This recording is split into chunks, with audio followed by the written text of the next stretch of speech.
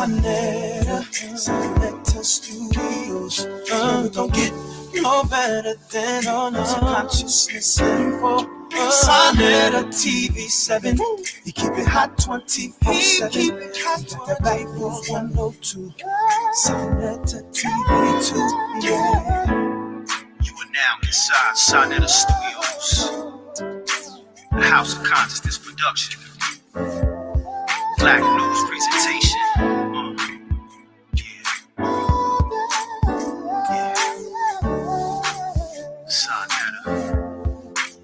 Sonetta. Unmute yourself. I always do that. Peace and Black Power family. Good morning, Grand Rising, Namaste, Shalom, Hotep, Assalamu Alaikum, Jambo. This is another wonderful day that we've been given to actually share with our guest, Dr. Yasap.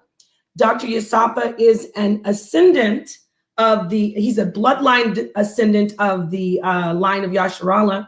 And we did hear from the brother yesterday. He dropped a lot of wonderful knowledge, and he's back joining us with part 2 today. And I'd like to also say good morning to Grand Rising to the King. So Dr. Yasap, we can jump right into it. Please let us know. First off, I want to say good morning, but it's not morning where you are. Is it evening? Good evening. I want to say good evening, good morning to you. You can unmute your mic, brother. It's 10:12 p.m. Shalawama, Hotep. Everyone, thank you, Professor Sonetta, for having me back. And it's good to meet you, Napa. It's a pleasure to be here. Nice to meet you. It's a pleasure.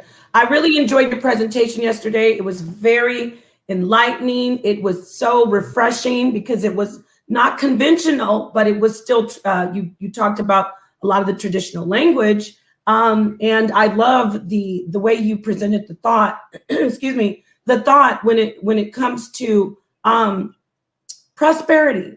So not saying that you're a prosperity preacher, but you're going to share some more with us today about your unconventional way of teaching. So without further ado, I can either hand it over back to you. I'll hand it over to the King, and then we'll get into your lesson. Yes. Good evening to you, my brother. Welcome back. Definitely enlightening teaching that you brought yesterday to the platform. Thank you for blessing us with your powerful teaching here.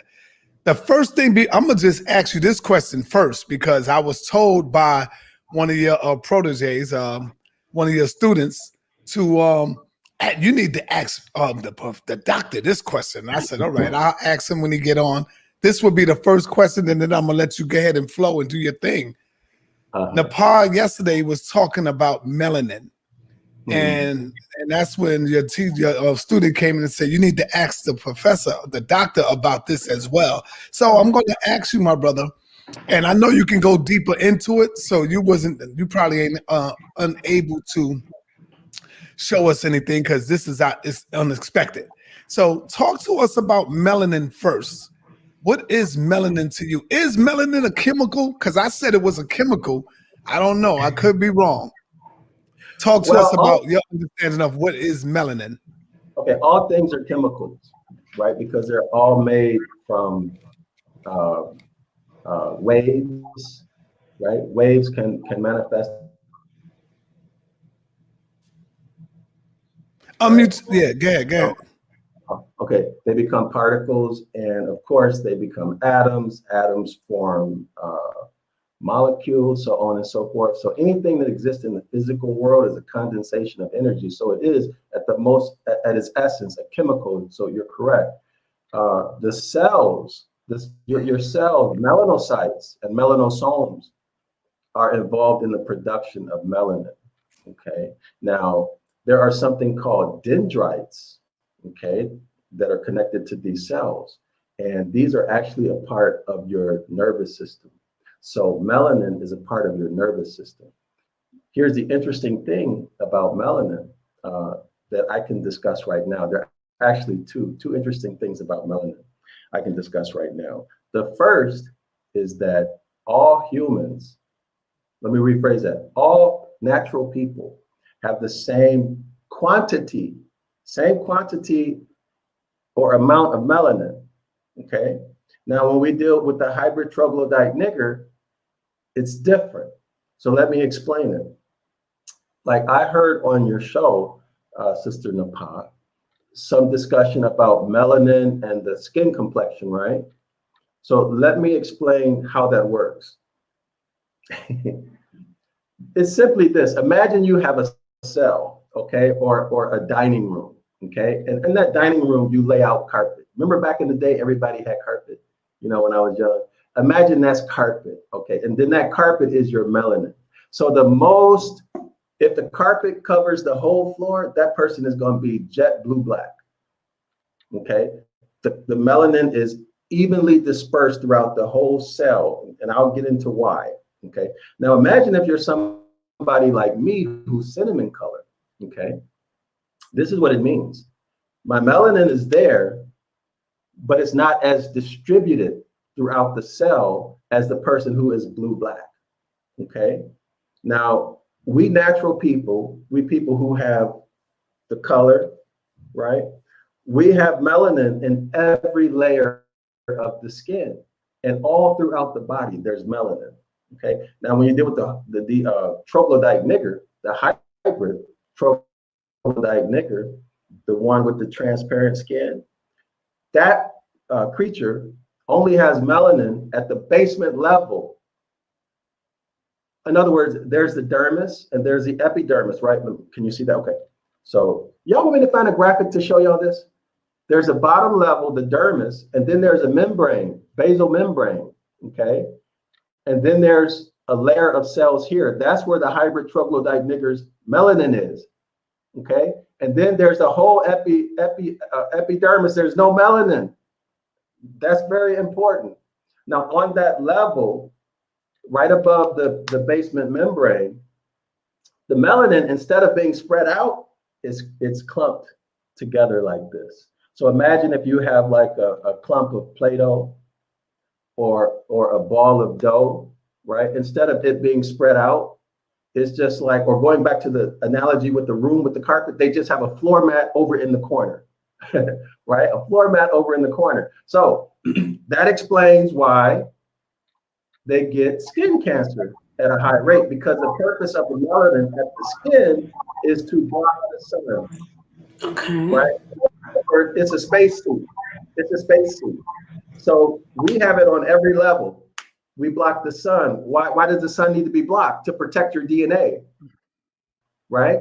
So if you don't block that sun, your DNA is going to be damaged from the sun rays. So this is why, it's my opinion, that they have a curse, because the Most High gave them no protection from the sun, right? Their protection is only at that bottom layer. Y'all see what I'm saying? Now, that means, what does it mean? It used to be back in, I think, the 80s or the 90s, people were saying, well, the white man went up into Europe and they, you know, it was cold and they had to stay in caves because there was an ice age and all of that stuff. Well, all of that stuff goes out the window, okay? Because they have melanin concentrated only at the bottom layer of their cell, okay? That had absolutely, in my opinion, absolutely nothing to do with the climate, right? That's something that can only occur by mutation, okay? And all mutations are negative in terms of their impact. There's no, they're only positive when you talk about theory, how things happen, and it had to be over billions and billions of years. Are y'all with me? Y'all okay? Yes, yes. You okay? Okay, so that's the deal with the melanin. So the more dark you are, that just means your melanin is more dispersed. Now, let's say I think the three of us are more cinnamon colored, right? Now, yesterday I asked the question as well. I said, can you determine how much melanin someone has in them by the complexion of their skin? Like, say you got a blue-black African, and I'm a little lighter, you know, lighter. Can you determine he has way more melanin than I do because he is like blue-black? The answer to the question is he does not have more. Okay. Because you're a natural person. His melanin is more evenly distributed through the cell. So what does it mean? For us who may be light like Apostle or cinnamon color like the three of us, when we get into the sun, what happens? The melanin activates. The melanin turns on, right? And what does it do? It spreads out. That's what they call it, what? A suntan. Oh, right? yes. We get darker. That's what's called the suntan. Wow, okay? beautiful. So now the melanin is also involved in our nervous system. So we have melanin inside of us, in our organs, in our brain, everywhere. There's melanin, performing its function. But to say, and also melanin through your pineal gland is what connects you to what I like to call infinite intelligence, the consciousness of the universe, right? It's through the melanin, it acts as an antenna. So if the jet black person, and I'm speaking from Dr. What's this? I can't believe Dr. She's a female. She used to be a psychiatrist. She focused on racism. She passed away. Yes. Yeah, she. I heard her do a video where she said, and this is where I got it from, that it's the melanin that connects you to the universe. So the more blue-black you are, the stronger your antenna, because your melanin is more spread. Okay, so if there's an advantage to being blue-black, that might be it, according to Dr. Francis Cress Welsing. But this is such a complicated topic that I would have to really prepare in order to present something. Yeah, maybe we can do something like that next time. So, brother, it's on you. Take it away. And Nepal, only when you go when you cut your mic on, there's feedback when he's talking. That's why I just cut them both off. Right. One more thing about melanin. Go ahead. We have more melanin in our eyes because they're brown. Right, they're brown to black, so we have better vision, right? We have more melanin in our tongues, in our mouth, so we taste food better. That's why most, like Dr. Clark used to say, that god awful food of white folks. Remember back in the day, he said that. But that's why we taste food better and we cook better, right? And the most melanin is concentrated in your genital areas. So that means what? Right? Now remember that they're part of your nervous system. So we experience sex at a much higher and deeper level than the hybrid troglodyte. Okay, and all of that is due to melanin. Okay, so Thank you for that. Thank you for that breakdown, Doctor. That's my pleasure. My pleasure. Y'all want to go forward? Yes, Sister Nepal, if you have a question, then go ahead and lead him into his presentation. Go ahead, do so. I mean, we did introduce, that was a great opening because that's a mystery, the melanin, so that was great. Yes. But we did introduce, I did introduce him earlier saying that he's an ascendant. I want you to talk a little bit about that. You're an ascendant, a bloodline ascendant of Yasharallah. So talk to us. I like how that sounds, because one thing I do say, Dr. Yasap, is when we talk about paradigm shift, I don't say shift, I say a paradigm spiral, and we're spiraling up. So why do you say, explain to the family and lead into your presentation, why do you specifically say an ascendant of Yasharallah instead of descendant? Please. Good question. Okay, sure. Well, we come from our mothers, right? And just where we were before that, right? That's open to discussion. But we ascend out of the womb, right? And when you ascend, that's life. When you descend, that's going down, that's death, right? So especially in the West, when you talk about descendants, if we look at it from a legalistic point of view, you're a descendant, you're a debtor, right? Because you're already agreeing that you're dead, you're a descendant, right? And so therefore, you have no ability to inherit or to give an inheritance. So, but when you ascend, right, you ascend into this world, okay? Like for me, I ascended into this world in the Ohio Territory in captivity on Turtle Island and so on and so forth. So I'm alive and I'm here, right? Now my family is Yasharala, that bloodline. So the bloodline, like Dr. Clark said, bloodline or nationality is always connected to bloodline, that's family, right? Bloodline, landmass, and then the third is language. And it's through the language, etymology, all the mechanics like the grammar part of speech, is through that we can then go back and recover our heritage. So for me, I'm kind of a stickler on words, you know, and much of science is understanding vocabulary, you know. So if you understand vocabulary, you can do very well in science, mathematics, any of the sciences, even, but it's the language thing, and knowing what roots and prefixes, what they mean, and all of that stuff. So that's really what it's about. But it's also the fact, you know, it's also the fact that we ascend into this world. So that's why I say that. Thank you. And without further ado, please just go into your lesson. You know, you have a great teaching style, so I'm ready to sit back, just be muted and start learning. So please, Doctor. Okay, thank you. Are y'all interested in learning about the origin of the troglodyte nigger and getting a different perspective on the Sabbath? Yes. And it's very, yes, I am. very controversial. And then also, let's do it. This is a controversial channel, brother. So let's get it in. Let's go. And then the Christ figure, very controversial. So let's do it. Let's do it. I love it. I love it already. Something different, you know. Okay, so everybody get your pens and your notebooks out, or your tablets. And questions. Classes in session. And questions. Get ready. Yes. Let's go. Okay, ready. I'm going on mute too, Nepal.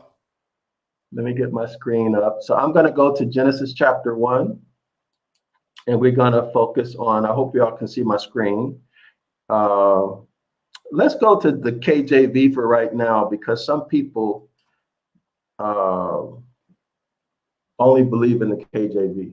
So this is Genesis chapter 1 in the King James Version. I'm going to read it in English, and then I'm going to go to the interlinear, and then we're going to do some consideration of each word. Okay, we'll evaluate, examine each word.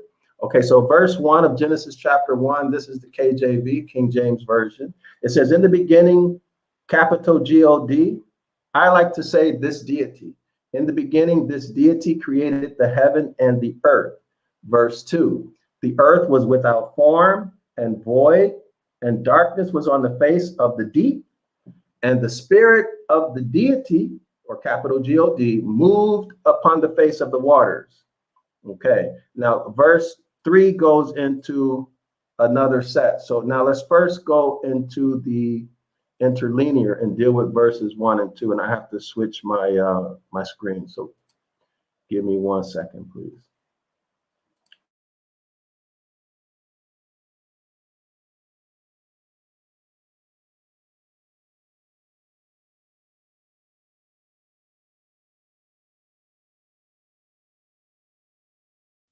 Look like he froze on us. He'll be back.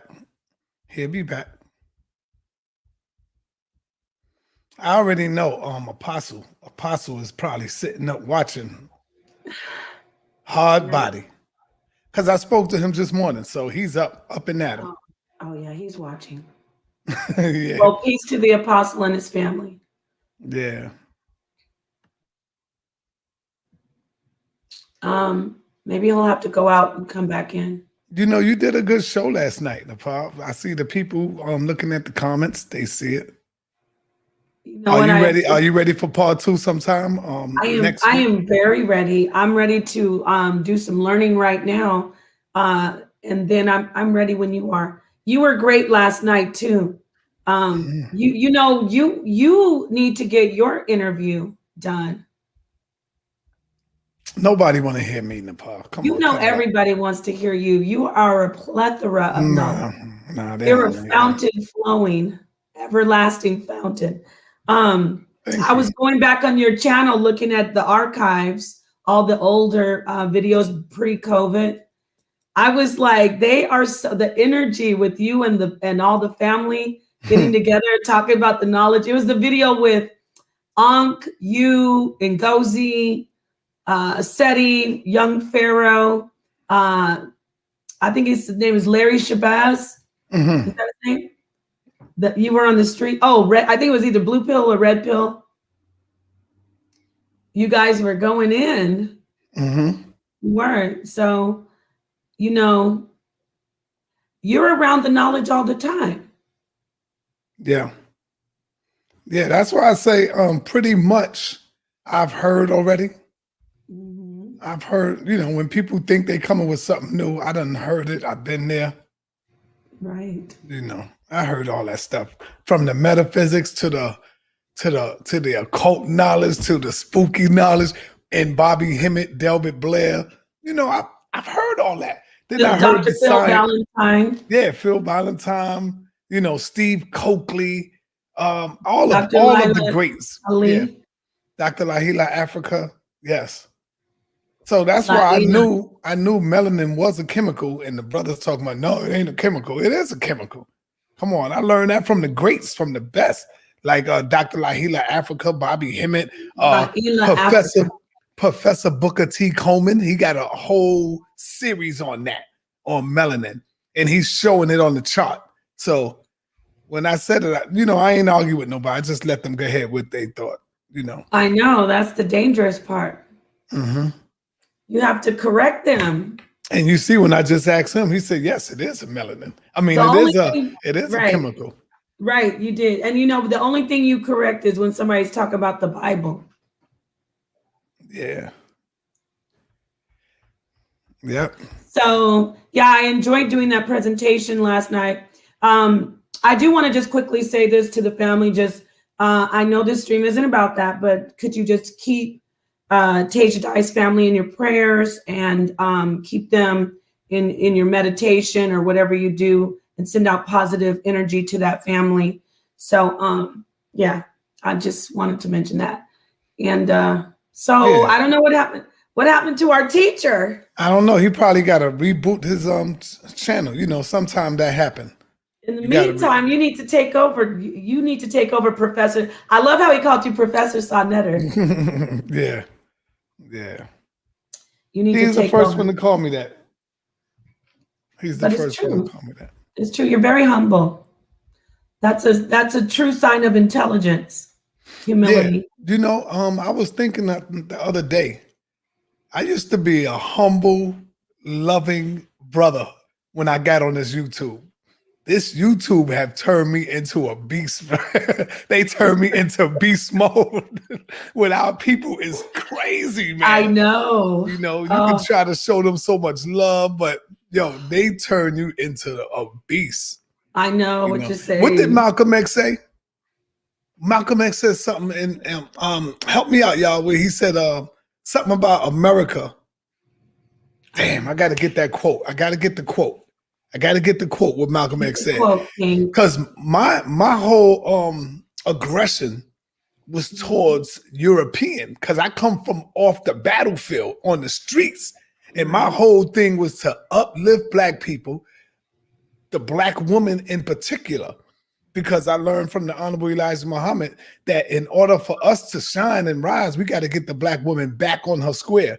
So we got to get her mind right, because she's going to be the one that spends the majority of the time with the babies, with the children. Mm-hmm. So, I risked my life. I've been out there banging on this beast, banging on the white man for years until I get on YouTube. Now I'm faced with people all around the world. And I didn't realize that our people was so sick. You know what I'm saying? Our people are so sick all around the world, especially in the South too. Not to disrespect y'all brothers, but damn. in the I don't know South. about the South. I just think all over. When you're talking about the diaspora of the he said ascendant, so I want to use the doctor's All language. right, he's back. Go ahead, finish your point. The ascendant of the African slaves. You're talking about our people, right? When you say our people, correct? Mm-hmm.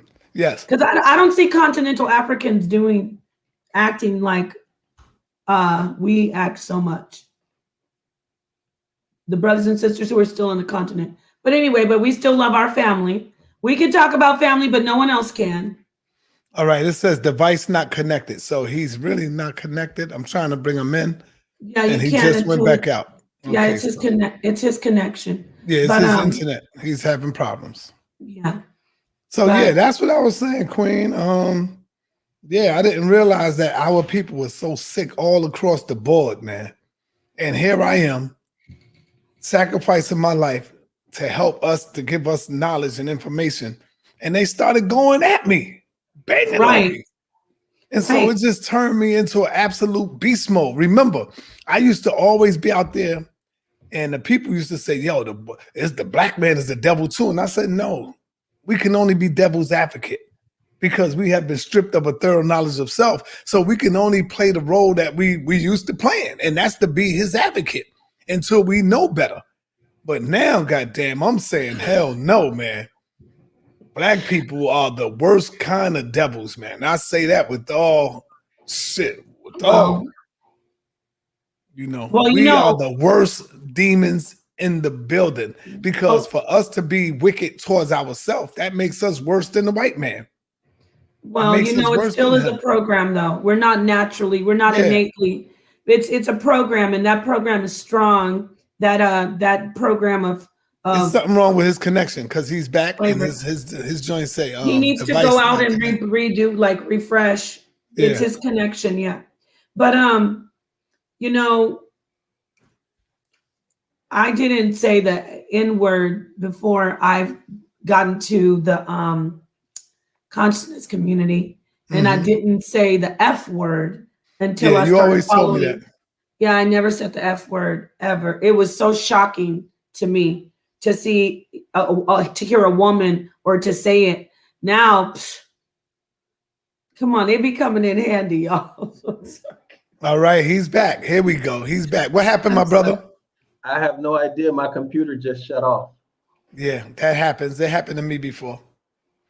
Okay, so let's take it back from the TOP. You got it, brother. And we're going to go back into Genesis chapter 1 and the interlinear. Y'all want me to go back over to English first, or no? You good?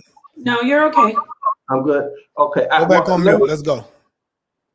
Okay, let me give a refresher for everyone. Not Genesis 1, but the other one, because sometimes this is hard for people to deal with. So let's take a look at Jeremiah 8, verse 8. And I won't spend a lot of time on it because we've been through it, but for those people who may not have seen this. So this is the Bible Hub. We're going to consider Jeremiah 8:8. And with this tool, we're able to compare many versions of the Bible and how they actually render a verse. Okay, so I'm going to just take a look at maybe 2 or 3 of these for those of you who may not be familiar with this verse, so that we can then go into Genesis chapter 1. Okay, so let's start off with the Amplified Bible. It says, how can you say we are wise and the law of the Most High is with us, and we are learned in its language and teachings? Behold, the truth is that the line pen of the scribes have made the law into a lie. Notice it said law. Those would be the commandments, right? Has made the law into a lie. Now let's go to another verse. Okay, we'll go down a little bit more. Let's look at the Dewey, no, not that one. Here, Contemporary English Version. It says, you say we are wise because we have the teachings. Okay, teachings would be doctrines and laws of the Most High. But I say that your teachers, this would be your priests, imams, rabbis, pastors, everybody else, have turned my words into lies. Now, when we say words, we're talking about documents and manuscripts, right? Documents and manuscripts. So now let's go take a look at Genesis chapter 1. If there are any questions, can somebody let me know, because it's kind of hard for me to do two things at one time, like to check the chat, to check the chat. I screw it up. So, okay, so now let's go to Genesis chapter 1 and the interlinear. Okay, this is the interlinear. The interlinear, Genesis chapter 1. Okay, now what this presents is at the top line, it gives you the Strong's number for each word. Okay, for each word, there's a Strong's number. Now, this is just a number that links to a dictionary definition. So the Strong's lexicon is just simply dictionary. This E right here is just another lexicon or another dictionary, okay? This line right here is a modern Hebrew pronunciation of the word.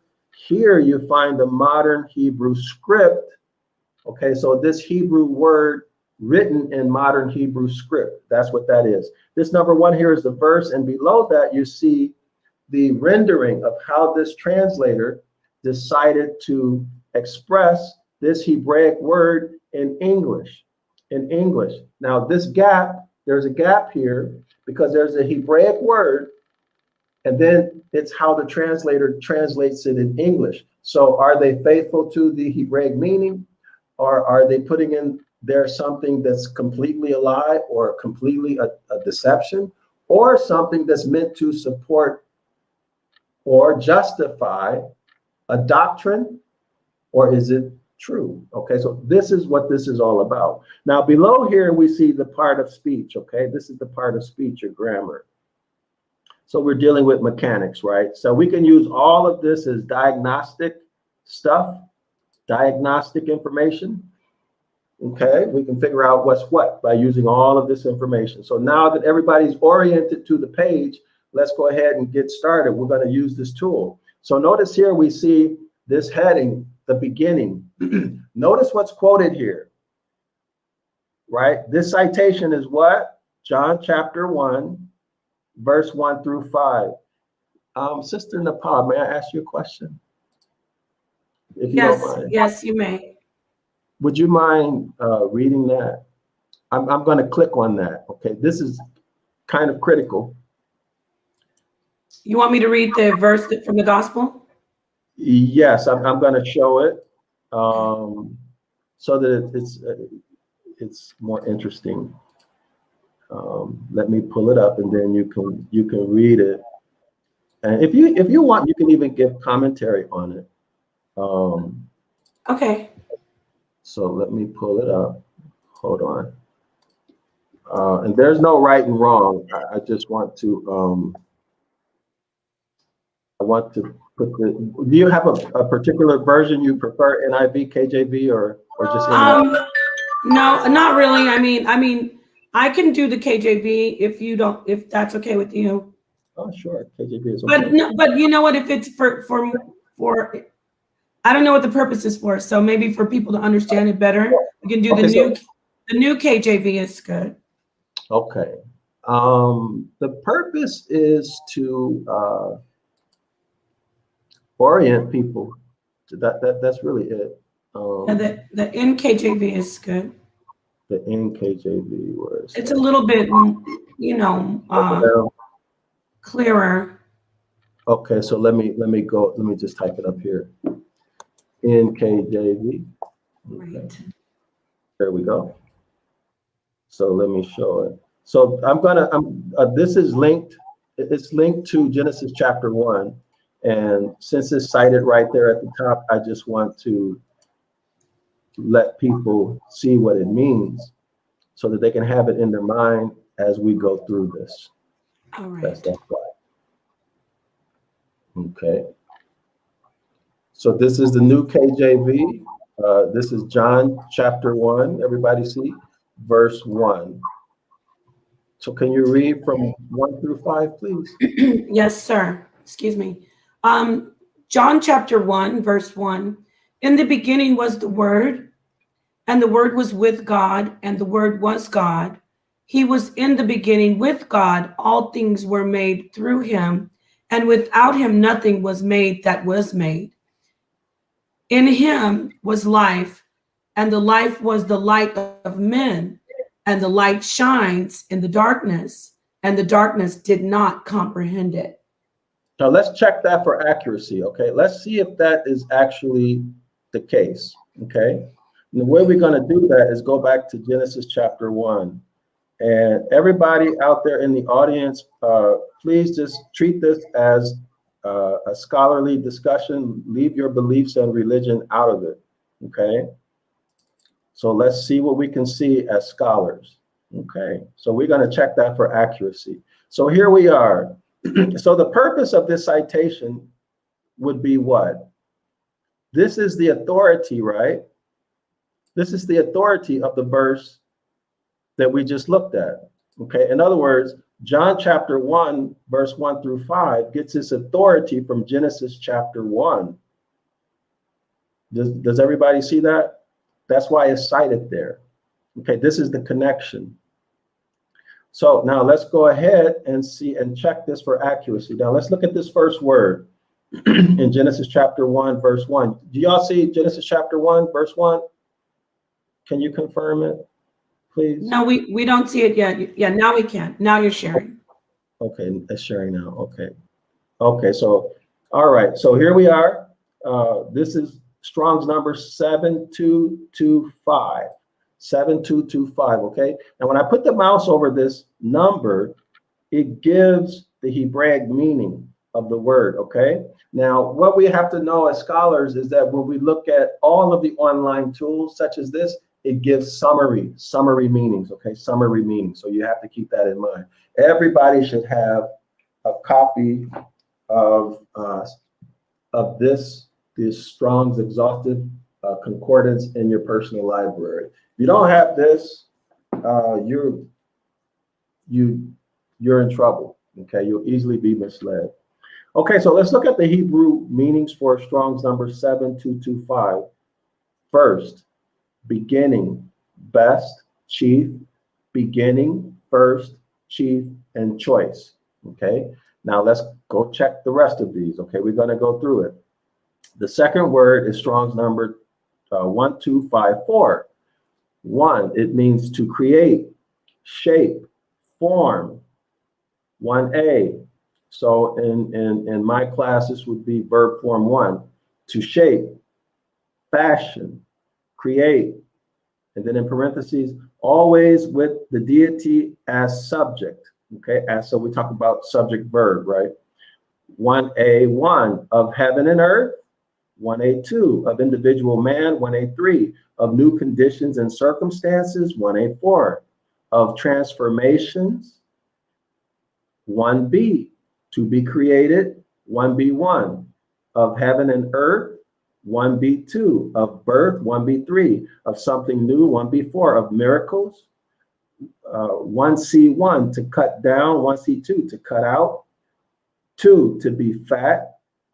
2A to make yourselves fat. Now, each of those represent different verb forms, okay? And the verb forms have function, okay? And it gives the word function. And I teach this in the, if anybody wants to know this, come to class Saturday, 9 a.m. Eastern Standard Time.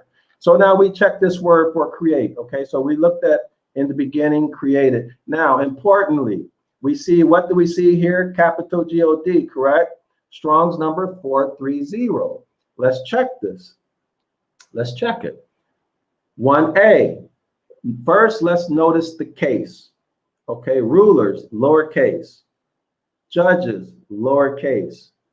1B, divine ones, lowercase.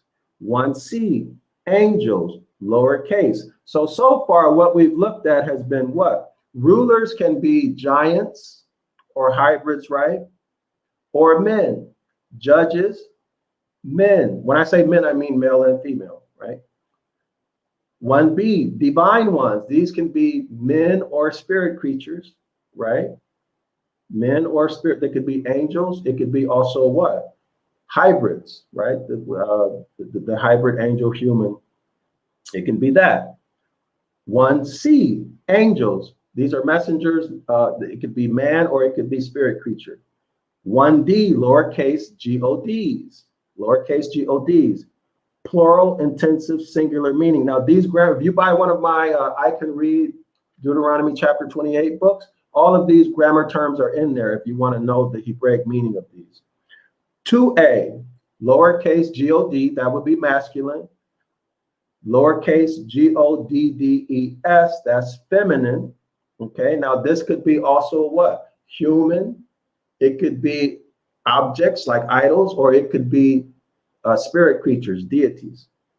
2B, lowercase god, God-like one. That's also human or spirit creature. 2C, works or special possessions of capital God. 2D, pay special attention here. The true, notice true is in parentheses, capital God. 2E, capital God. So is it okay if I ask Napa questions, or there's no answer? I appreciate the interaction, please. Okay, so my question is this, and there's no right or wrong answer. Why is there a designation of true in the one meaning? Let me go back to it. There's a designation of true, capital God, or true God. That's 2D. It says parentheses, capital God, true. And then 2E, it just says capital God. How do we reconcile that? Or You have to look. I'm sorry, what? No, were you saying, there was more to the question? I was going to say, or you can ask someone in the chat if you want to pass it to someone. Okay. Why is there a distinction between the true Most High God, capital G, and then the lowercase? I would think because we have to look at. There were two capital God. One was specification of true. The other capital God, no specification. Well, I would just, like you said, there's no, I know you're going to give me the right answer, but for me, I would think that there is, you have to look at the context of the actual verse that you're correct. It's ambiguous. Right. It's ambiguous, right? So one, it specifies true. The other, it has no specification. So what does that mean? It means if there's a true, there's a false. But they're both written as capital God. Does everyone in the chat see that? Oh, so there's a false God in the scriptures. There's a capital God. It doesn't necessarily mean true. That's why one has in parentheses true, and then the other meaning has capital God, but it's not specified as true or false. Do you follow me? You follow? Yes, I do. I do. Now, So just let me just ask you just for clarity. So in the reference with those three different choices, the capital God, true God, capital God, just no, not true, and then the lowercase God, there's in the verses in the Bible a not true God. Is that what you're saying? It was not me saying it. It's the definition of let's go back to it. It's not me saying it. See here, can y'all see the highlight? Yes, sir. It just says capital God. There's no specification for true. Do you see it? Like when we go to the Hebraic meaning, there's a parentheses true in front of the capital God. Interesting. Very thought-provoking. So I'm going to go back on mute unless you want me to answer any other questions. No, I just wanted to point that out. So this, you see, people are always talking about Elohim, right? This is the Elohim. It can be a man. It could be a deity, right? Or it can be what? This capital God. But what do we know about capital? What do we know about God? God is the deity Odin. This is the Norish. Is it Nor? This deity was introduced during the Middle Ages. This is one of the Viking or the Norse deities. Capital G-O-D is the modern day spelling of Odin. So Odin, the spelling changed from Odin to Woden, and it had a couple other changes in spelling until the modern day, it's capital G-O-D. So when people say capital G-O-D, that's why I'm saying capital G-O-D. When people say this, they're actually invoking Odin. Okay, now what I'm doing is I'm speaking to everyone with the concept of denotative meaning, the original meaning of the word. Now, connotative meaning is the popular usage of the word, right? How the word has changed. But what I say and what scholars say is that what matters is this original meaning of the word. See, there's no justification or there's no logical reason to change the meaning of the word unless you want to put a spell on somebody. It means you want to trick them, right? So if you're calling on the capital G-O-D, you are calling on Woden and Odin. Okay, this is not the Most High. When we look back at this meaning here, you see again in 2D, it has true in parentheses, so specification for capital G-O-D. Now 2E, it has what? Just capital G-O-D. Okay, I hope that's clear to everybody in the listening audience. If anyone has a question, just let me know. I'm not able right now to read the screen because I'm in a different window and I don't see what you guys are looking at. Okay, so let's continue. So this is the first problem here. This is the first problem. Okay, and I'll just go ahead and say right now that there is no Hebrew word for name. Name is a Roman concept. Okay, it's a Roman concept, and this is a title. So in the beginning, this deity. Okay, now notice here, this is extremely important.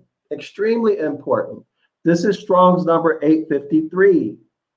Napa, would you mind reading that, please? Can you see it? Yeah, I'm having some issues seeing it, but let me look at, I can see it. I can see it. So 853, I think you have your cursor where it says no definition available. Wait. It says one, sign of the definite object. Can you start there? No, all I see. Right above that, no definition available. Okay, I'll read it. Oh, Elohim? Is that what you're saying? It says Strong's Hebrew 853, and then it has the number 1. Okay. It's in a box, it's like a text box. Okay. It says and? Okay, I'll go ahead and read it. It says yeah, Strong's because I can't see it. Okay, I understand.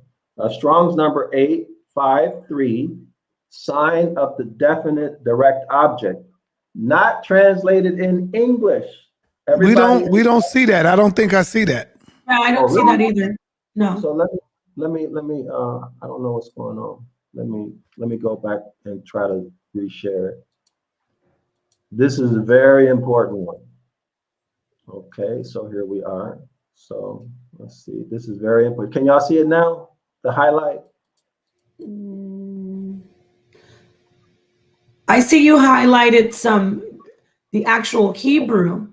Okay, yes. Do you see 853? Do y'all see that text box now? No, I see you clicked on the number, but okay. I don't see the text box.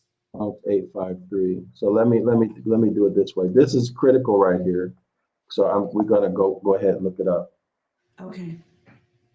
So y'all see the web browser now? Yes, sir.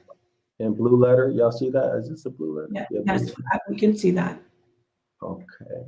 All right. So here we are. Can you read this meaning, please? Yes, sir. Sign of the definite direct object, not translated in English, but generally preceding and indicating the accusative. Okay, so these are grammatic terms. Those are in my books. But what I want you to focus on right now, everyone in the audience, is this. It says not translated in English. Keep this in mind. Okay, this is critical. Keep that in mind. So let's go back to the interlinear. Everybody make a note of that.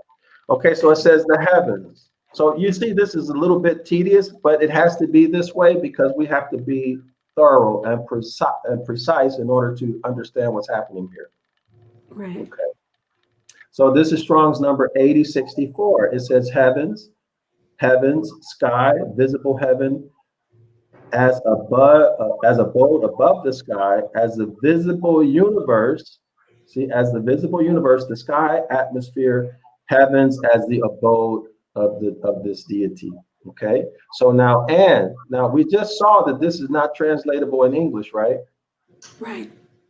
Okay, we just saw that. It's a direct object marker, right? You see that right there, the grammar? Yes. Now here we are right here. We see that same word with the prefix. Oops. We see the same word. This is the prefix for and. So now it has conjunctive y. This means and then we see the same ata. Okay, Strong's number what? 853. How is it that they added this prefix to something that's not translatable, and then they translated it as and? That's a problem. Okay, what I'm going to show is that the grammarians, well, I'll just go ahead and tell it. The grammarians changed the grammar rules. This is very significant because I'm going to show y'all something that you've never seen before, most likely, using just this simple fact. Okay, they added a prefix and then they made a word out of it. Okay, where we just saw here, it is not translatable. Okay, so now let's look at Earth. This is Strong's number 776. So we just saw two big problems. I hope everybody gets that. The Elohim is a problem, okay? And now this new grammar rule that they added, okay? This is actually something big. You'll see it later on. Okay, so now let's look at the word here translated, the earth. Okay, so we'll start with Strong. This is 776. 1, land, earth. 1a, earth, whole earth, as opposed to part of the earth. 1a2, earth as opposed to heaven. 1a3, earth inhabitants. Okay, so now we're talking about what? Land and then also inhabitants, right? People. 1b, land. 1b1, country. So this would be what? A section of the earth, not the entire earth. Territory. 1b2, district, region. 1b3, tribal territory. 1b4, piece of ground. 1b5, land of Canaan or land of Israel. 1b6, inhabitants of land. So if any of you all have ever heard that Noah's flood didn't flood the whole earth, but only a section or territory of the earth, this is where that's coming from. Okay, these meanings. Okay, so now let's go to 1b6, inhabitants of the land. So again, we're talking about people, not ground. 1b7, Sheol. Sheol is the grave, right?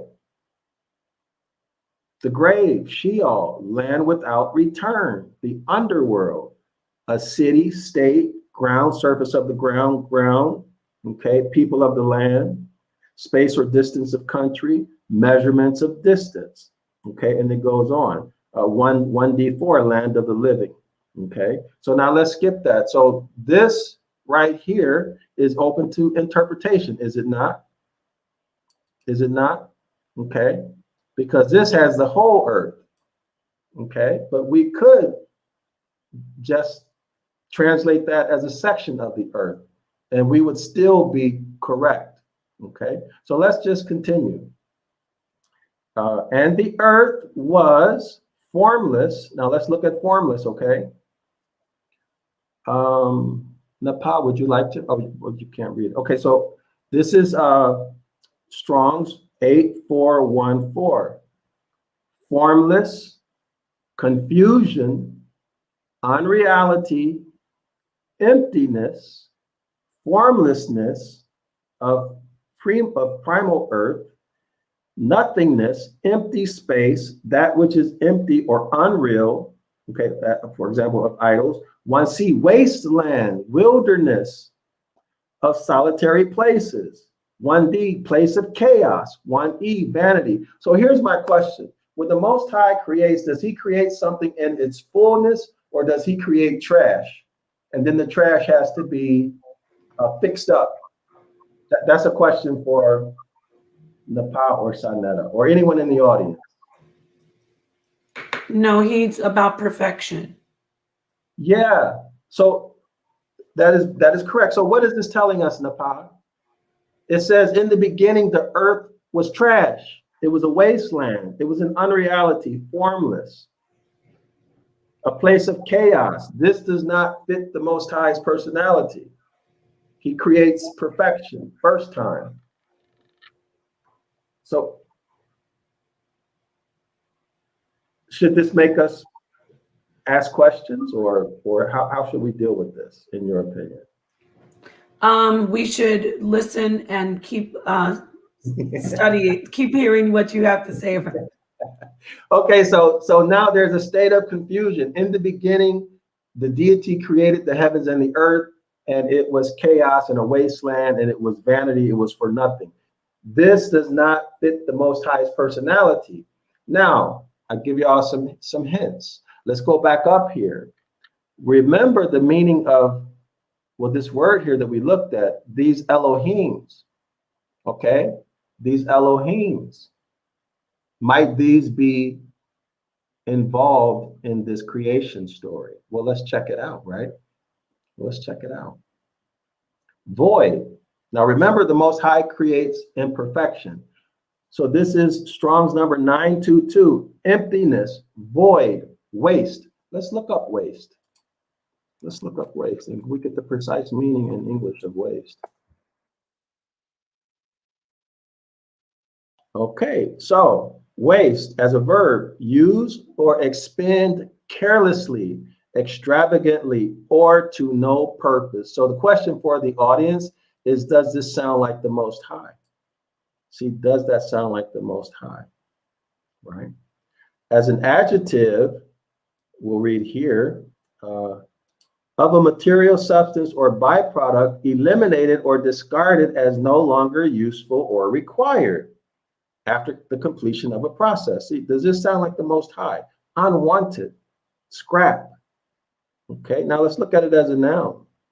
An act or instance of using or expending something carelessly, extravagantly, or to no purpose. So the Most High created the earth with no purpose, and he did it carelessly. Is that what we're expected to believe when we read Genesis chapter 1? I hope everybody can see what I'm trying to say here. 2, material that is not wanted, the unusable remains or byproducts of something. Now let's go back to the verse. Okay, so is that what we're supposed to believe the earth was when the Most High initially created it? So let's go to Strong's number 2822. It says darkness, obscurity, darkness, secret place. So here's my question. Is the Most High light, or is the Most High darkness? See, if the Most High was there and he created it and his spirit was there, how can it be dark?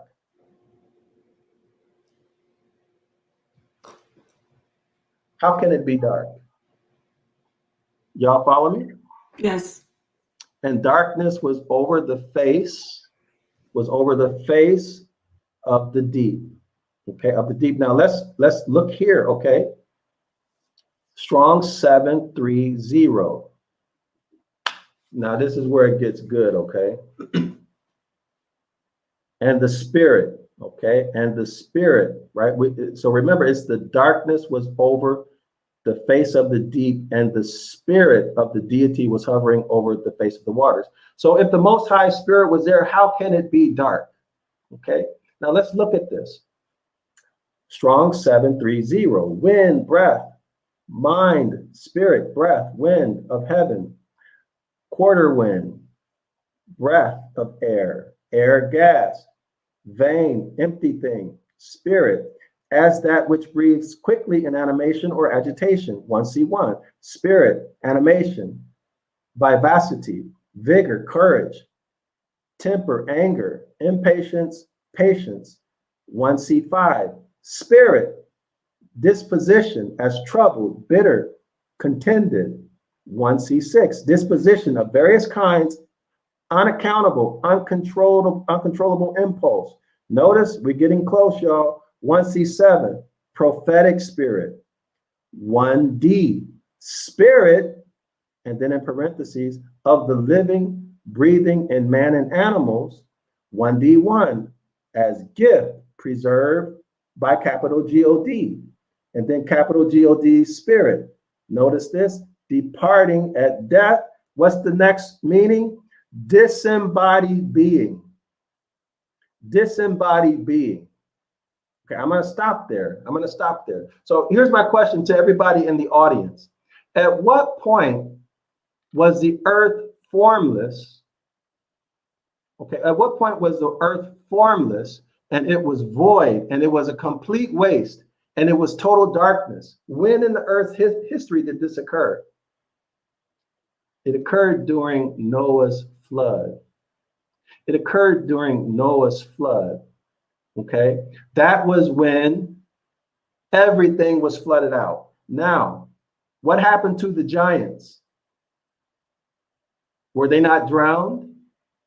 Right? They were drowned in the flood water. And don't the giants have an angelic component? So this spirit hovering over the watery deep must have been what?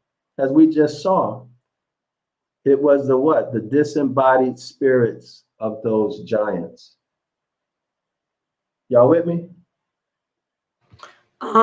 So the spirit that moved over the water were the spirits of the Nephilim or the giants? Yes. Can you read in the box? See the text box? It says disembodied spirit. Right. Okay. Disembodied being. Okay. Strong 7307. Let me look that up so y'all can see it. I thought y'all were able to see it. H7307. The Most High creates imperfection. And what's happening here in the verses is that there was already a state of chaos, right? The earth had no form. So what happens when you have earth and flood water? The earth turns to what? Mud, and the mud gets dispersed through the water. So it's formless, right? Okay. So they don't have it. Oh, okay, here we are. Can y'all see these definitions? Yes, sir, we can see them. Okay, here it is. See? Disembodied being. Y'all see that? Yes. A disembodied being also fits the definition of the Elohim, does it not? Remember it said, let's go back. Everybody sees that disembodied spirit as one of the meanings of this word that's translated as the spirit of capital G-O-D. Mm-hmm. So, yes. So let's go back up here. So here's the Elohim 430, Strong's 430. See, it says judges, rulers, divine ones. Weren't the Nephilim divine ones? They were the great men. They were the gods, right? Lowercase G-O-D. So these are lesser gods, right? Okay. So when the Most High created the earth, it was perfect. When the flood came, it became what? A wasteland. The water dissolved, all of the dirt, the soil was dissolved up in the water. So it became wasteless and a void, right? So when the spirit of the Most High, when the spirit was hovering over the watery deep, it had to be those disembodied spirits whose bodies were drowned, right? Killed in the water. And then of course they go up above the water. That explains why there's darkness over the water. If it was the Most High Spirit, it would have to be light. Is that correct or not correct?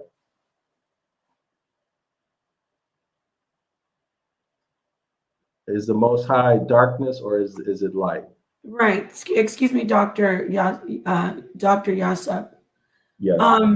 There is a question that is very relevant. It's in the chat, and I'll just read it to you. I'm not looking at the chat continuously, family, but I just happened to look, and K-Dash asked, are you saying, is he saying Nephilim dead bodies were floating on the waters during the time of Noah? I just wanted to No, present not the that to body. Well, the bodies may have been floating in the water, yes, but their spirit, because remember, they're half angel. you. They're half angel. So their spirit was separated from their fleshly body. See, these are the demons. These are the demons who are looking for what? They're looking for a fleshly body to come back into so that they can enjoy war, they can enjoy sex, they can enjoy food, all the things that they got to do when they had a human physical body, right? This is why the demons want to possess you, okay? So when their physical bodies died, that spirit came up. Okay, so now that's what we just looked at Hebraically. If it's the Most High Spirit, that would be light. There should be no darkness, right? And then secondly, the Most High does not create trash. He does not create something for nothing carelessly. Remember the definitions we looked at for waste? So the only time where that could have occurred is during the flood. So the earth was already there, beautiful as it was. And then the waters came, right? And then all the soil became dissolved in the water. So now it's a wasteland, right? It's void, okay? So that's the only time that could have happened was during the flood. That also agrees with the Elohim, because that Elohim has nothing to do with the Most High, right? It has nothing to do with the Most High. It is not specified, okay? There was a specification for true, capital G-O-D, and then there was a capital G-O-D with no specification at all. I hope I'm not, but let me continue, okay? Because it gets good right here, okay? Now let's go check John chapter 1, verse 1 through 5, okay? Let's check it to see if it's true.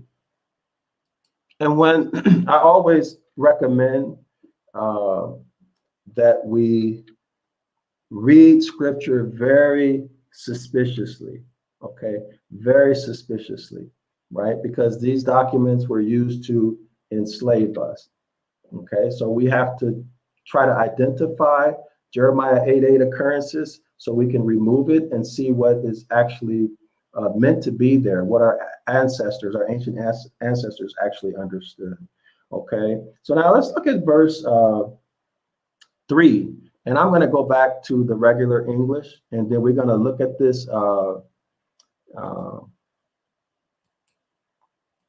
We're going to do like a reading comprehension type of exercise here.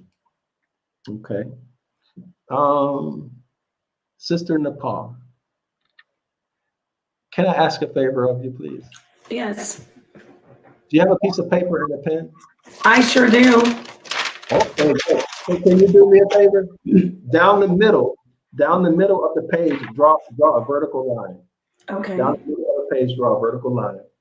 On the left side, put Genesis chapter 1. Okay. And then on the right side, put Genesis chapter 2. Okay. Okay.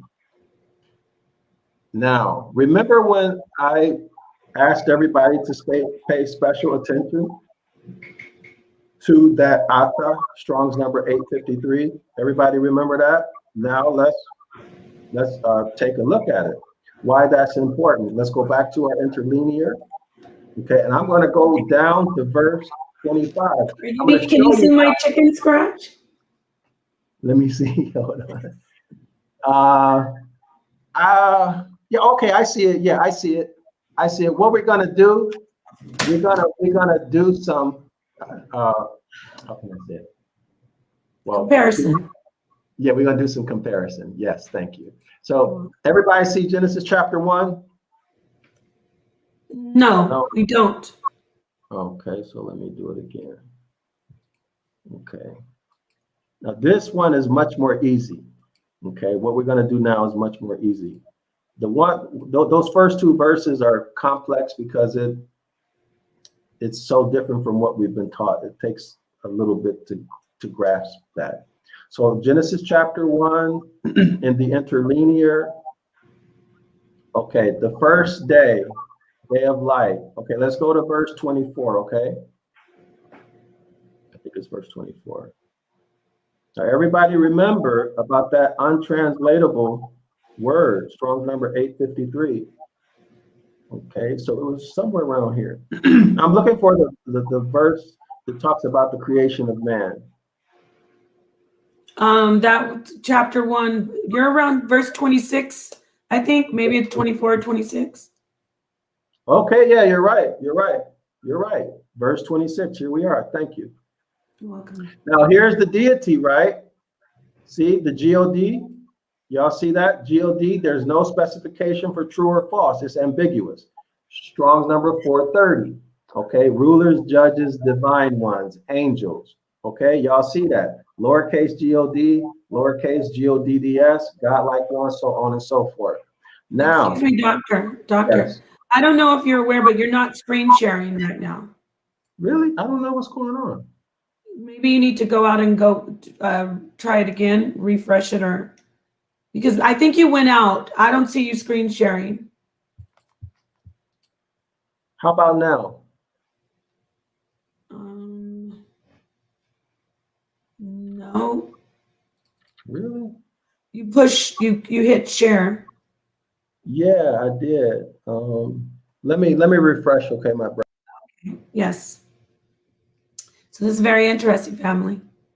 I'm always open to hearing other interpretations and new information. So I like how he's a very good teacher.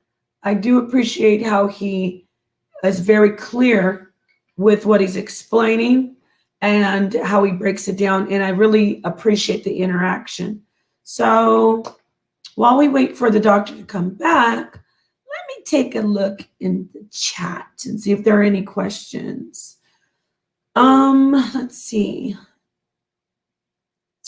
The whole Bible was told backwards. Put the Bible in the garbage. Okay, African spirituality. True justice. Peace, brother.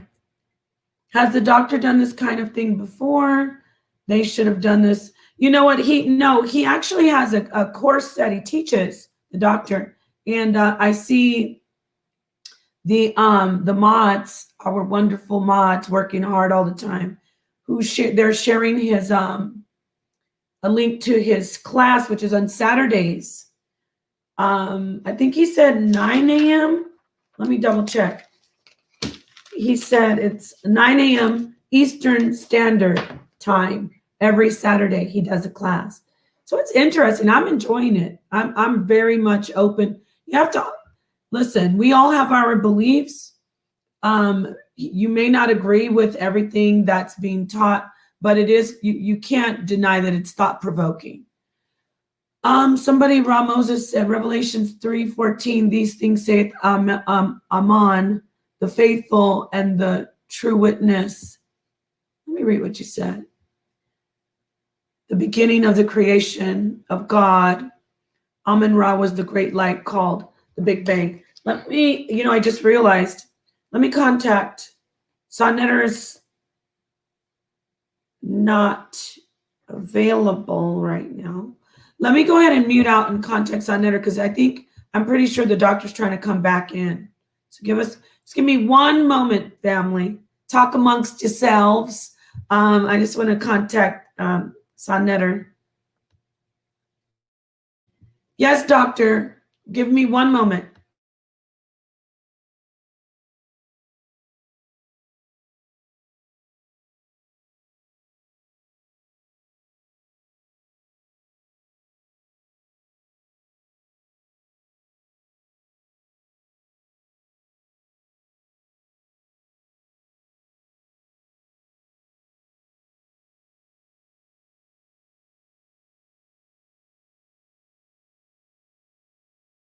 All righty, Dr. Yasapa. It's Yasapa. I see. Because I was reading on the screen. Dr. Yasapa, you're going to be added from the backstage in just a moment.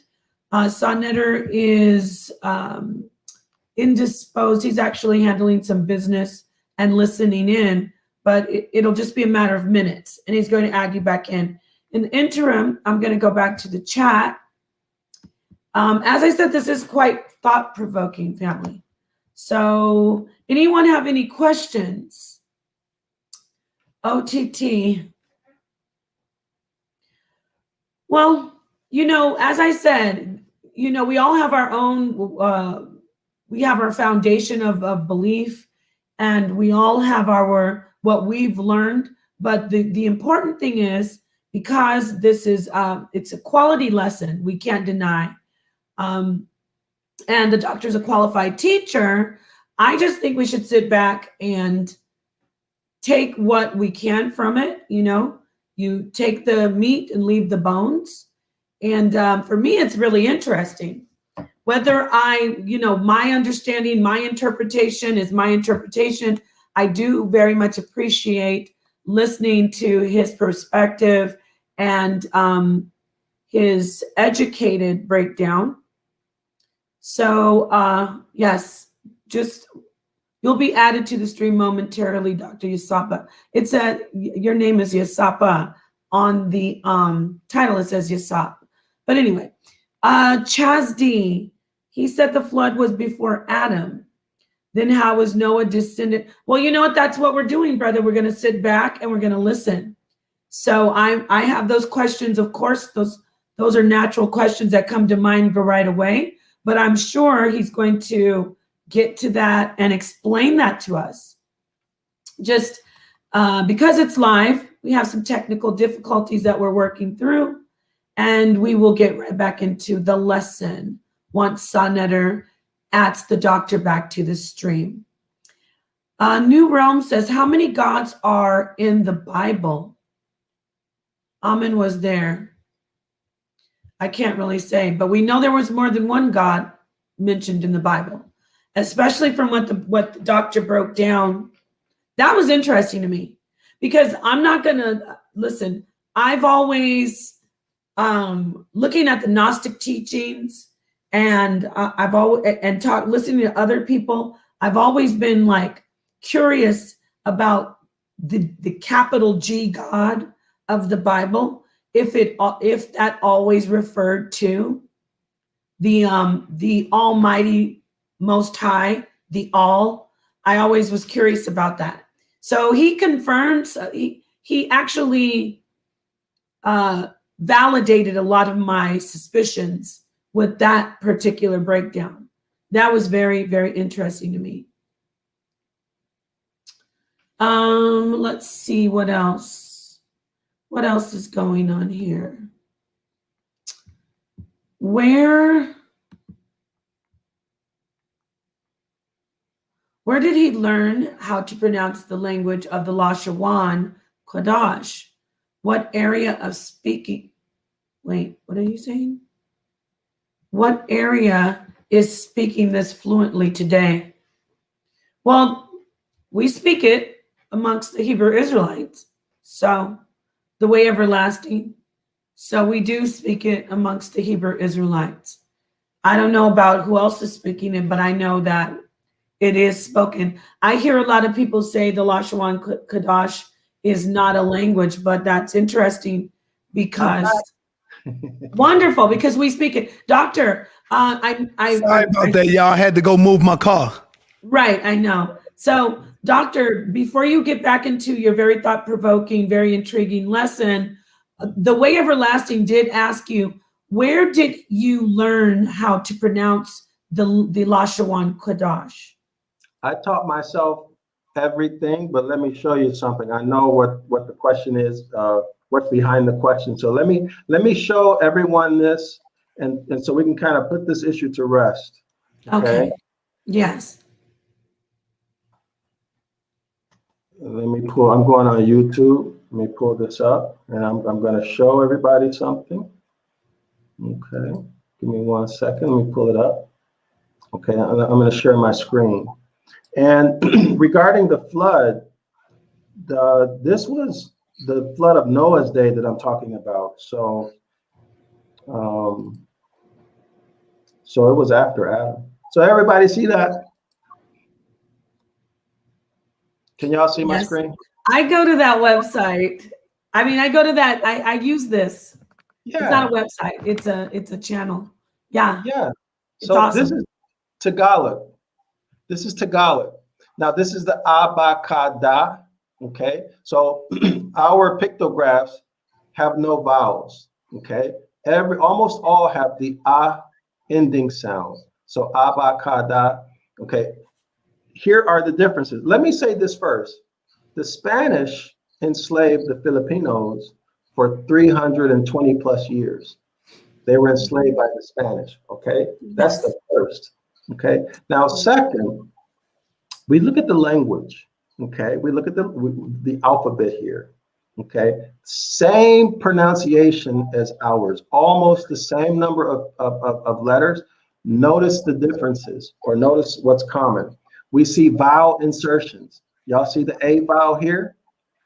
Now, of course, we have no vowels, right? This is the A vowel. This is the E vowel. Okay. This is U. And they have the other one somewhere in here. I'm going to play this, okay? So y'all can hear how it sounds. Now, they inserted vowels into our language using what? The dot and dash system. Okay. So I can also show you, as a matter of fact, I'm going to show you that many Filipinos are also Yakarala. Deuteronomy 28. Yes. Doctor, excuse me, doctor, I hate to interrupt, but when you say dot and dash, you're meaning the Masoretic. I wanted you to just clarify that for people. Oh, yeah, the translation. The Nakud, the vowel system. All right, hold up for 1 minute, y'all. You know, when people put and say stupid stuff, I like to expose them and show them to the world. Mr. Wingo, he says, "Sir, how is this helping our people?" Nincompoop. Listen, Nincompoop. Number one, for those who would like to learn the language, that's how it's helping the people, my brother. It's helping the people for those who want to learn how to say certain things in certain language using the alphabet, bruh. Do you think that what he's teaching is supposed to get you out of physical slavery? That's not what he's teaching right now. You see what I'm saying? If he was teaching economics, he'd be helping you get out of an economic situation. Right now, he's teaching you language. That's how it's helping our people, brother. What is wrong with you, man? Don't you see that? You think every time somebody get up here, they got to be talking about kill the police, kill the white man, let's get free, let's get fronded. Brother, that's not how you free our people either. I don't see you saying the same thing to Minister Farrakhan that have services every Sunday. How is that freeing our people? How is going to Juma services every Friday freeing our people? How is going to church every Sunday freeing our people? Damn, how is sending your children to school every day freeing our people? See how dumb that sound when you ask yourself the question? Go ahead, brother. I'm sorry, I digress. I just hate when people say stupid stuff, brother. My bad. Right. Thank you, King. I appreciate that. So now let's go ahead and listen to this so we can hear the sounds, okay? Because people say that this is not a real language. There's no language that says that everything is right? Let's listen to this.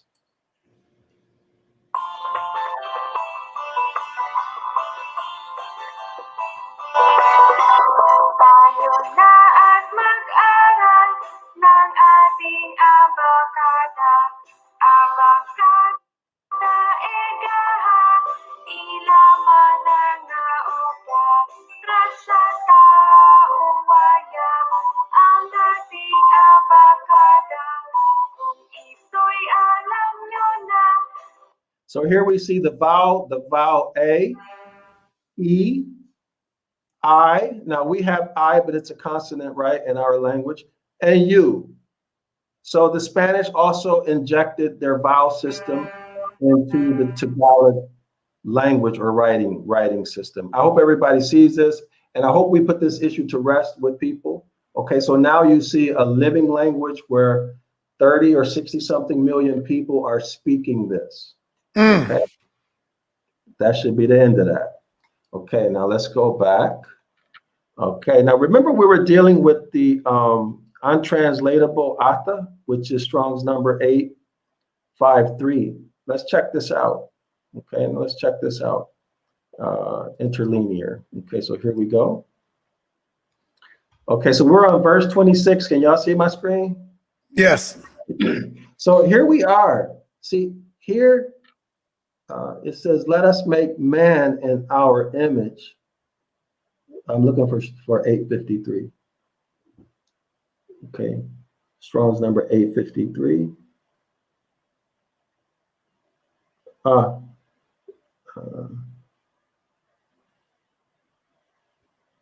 Hold on, y'all. It says, let us make man in our image. I don't see it where I'm lost on the screen. Okay, and everything that creeps on the earth.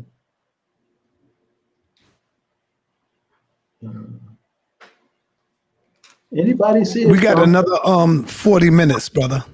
Okay. Oh, there it is. I see it. It's right there. You're right there on it. You had your cursor on it. That's the top line. Let us make man in our image. You don't see? Do you see that's it? 120.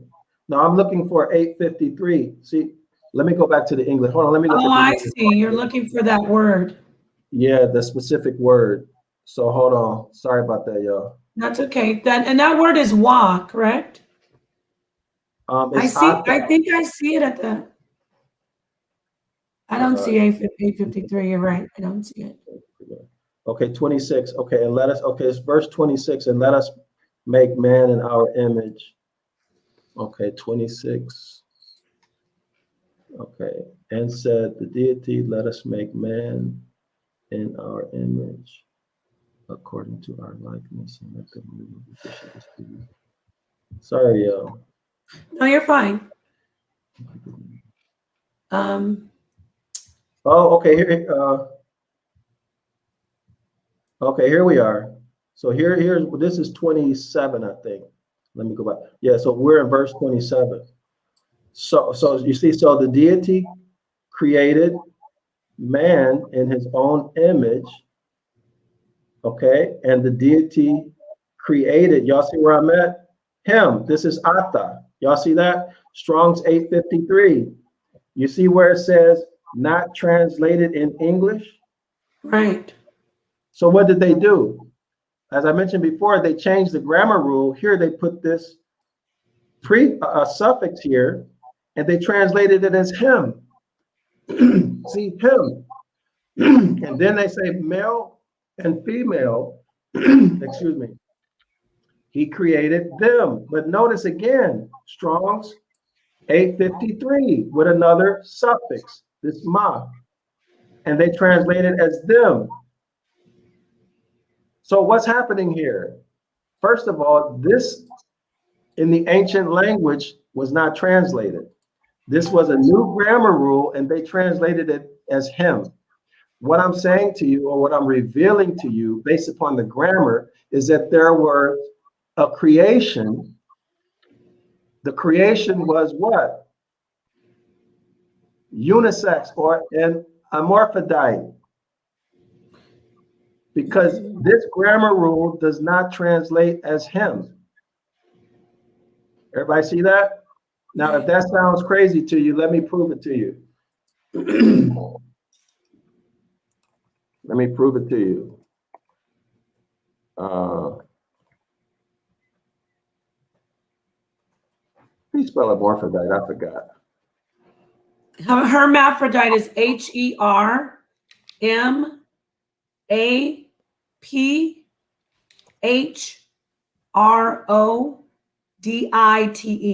Hermaphrodite. Thank you. You're welcome. Let's see. This is the Vatican. Let's see what they have to say here. Oh, the Vatican. This is getting better and better, y'all.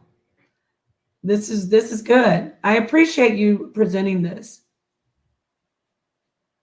So here it is in the verse. So the deity created humankind in his image. In the image of the deity, he created them, male and female, he created them.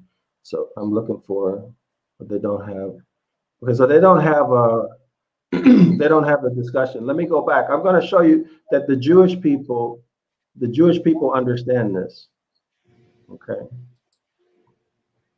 The Jewish people understand that. This is also where the story of Lilith comes in. Okay, y'all? Okay.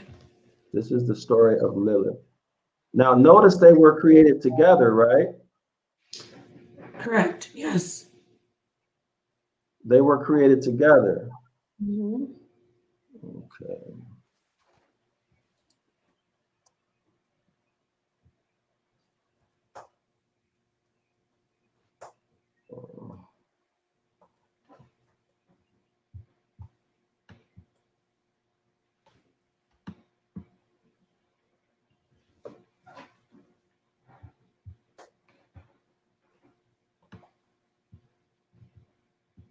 Oh, here we go. So let's see. Y'all see Yes. that? Was Adam? Y'all see that title? Was Adam? Let me see. Okay, let me go back. Okay, I thought it was Sharon. Hold on, let me go. No, you have to share it each time. Yes, sir. Okay. Thank you, Amin Ra McCarthy, for the super chat. Thank you. Okay, For the so what's support. Adam? Can y'all see that? Excuse me. Yes. Yes, Okay, we can see it. Okay, was Adam a hermaphrodite? What the hell? Hold on now. Let's take it slow, bro. You don't want to give me no ammunition. I Oh knew my you were God, gonna do man. that, Leonard. Please tell me he was a hermaphrodite. Go ahead, brother. It gets worse. Oh my It gets God. worse. It gets worse. Okay, frequently asked questions. In support of your theory of gender fluidity in Torah, you note that Adam is referred to as them, Genesis 1:27. See, they're looking at this in Hebrew. Now, everybody in the chat who thought that I'm wasting time or talking about something that don't make sense, well, here's a white man telling you. Same thing I just told you, okay? But you doubted me. But isn't that because, where am I at? But isn't that because the word Adam is used there to mean humankind? Okay, a collective noun can be treated as singular or plural. Let's go down and look at what this is. The rabbi understood this to mean that Adam was created as an intersexed being, hermaphrodite. This is Genesis chapter 1.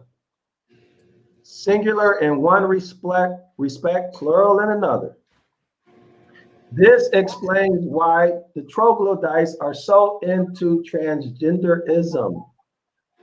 What else can we learn about this? The deity created this creature in their own image, right? That's what it said. Yes. They created man in their own image. So that means that these giant, first of all, is the Most High transgender. You done woke me up now, brother. I'm up now. Let's go, man. Okay, the Most High, obviously not. But were the giants hermaphrodites? Probably so, because they created this man-like creature in their own image who happened to be a hermaphrodite. This is Genesis chapter 1. So could you please put that in the first column on your paper? Sister Napor, please.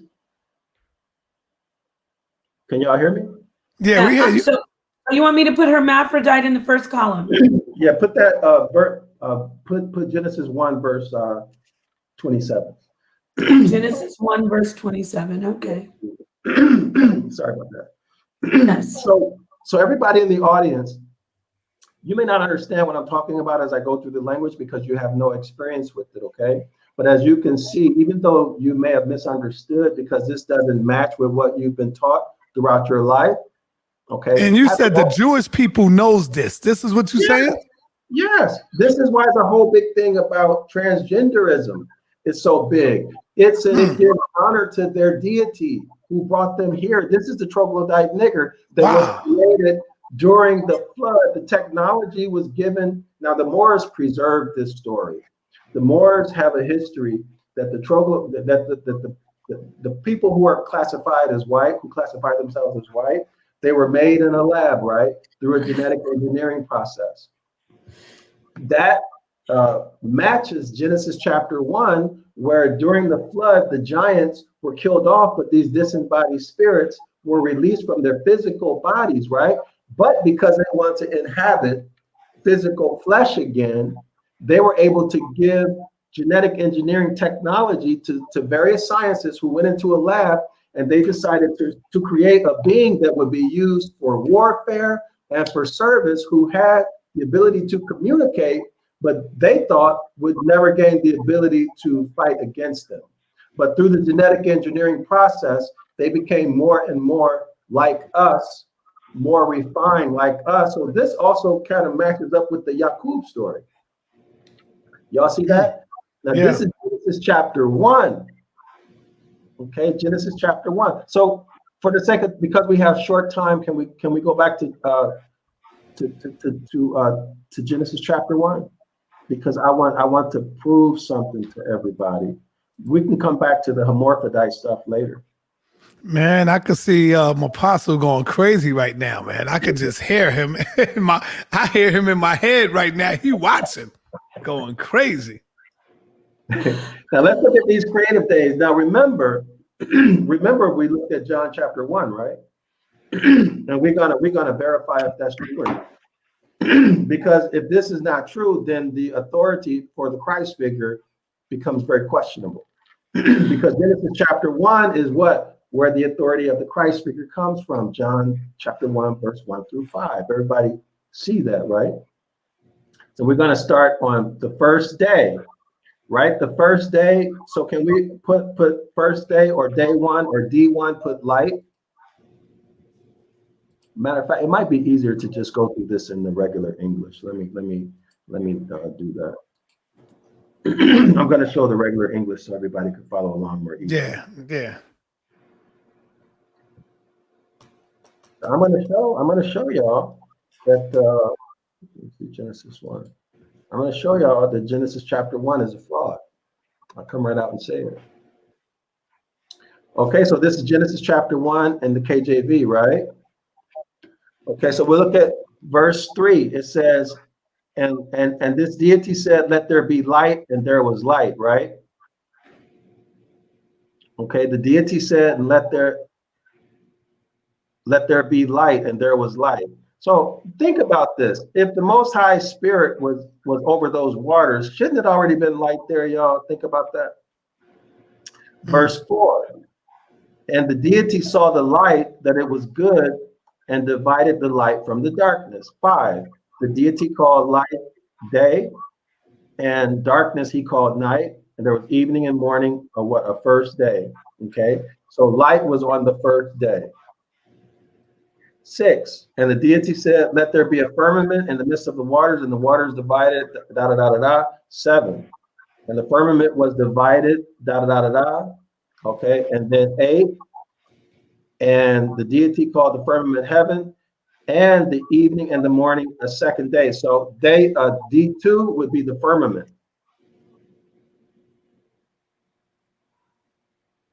Now, what did y'all miss? What does everybody miss when they read this? This mist of the waters. It was already there. The water was already there. Go ahead, bro. Yeah. Okay. Now remember, John chapter 1 says that this Christ figure created everything, but here it says the water was already here. 8. No, 9. Okay, and the deity said, "Let the waters under the heaven be gathered together in one place, and let the dry land appear." And it was so. And the deity called the earth dry land, and the gathering together of the waters he called seas. And the deity saw that it was good. Okay, so what day is that? Also the second day?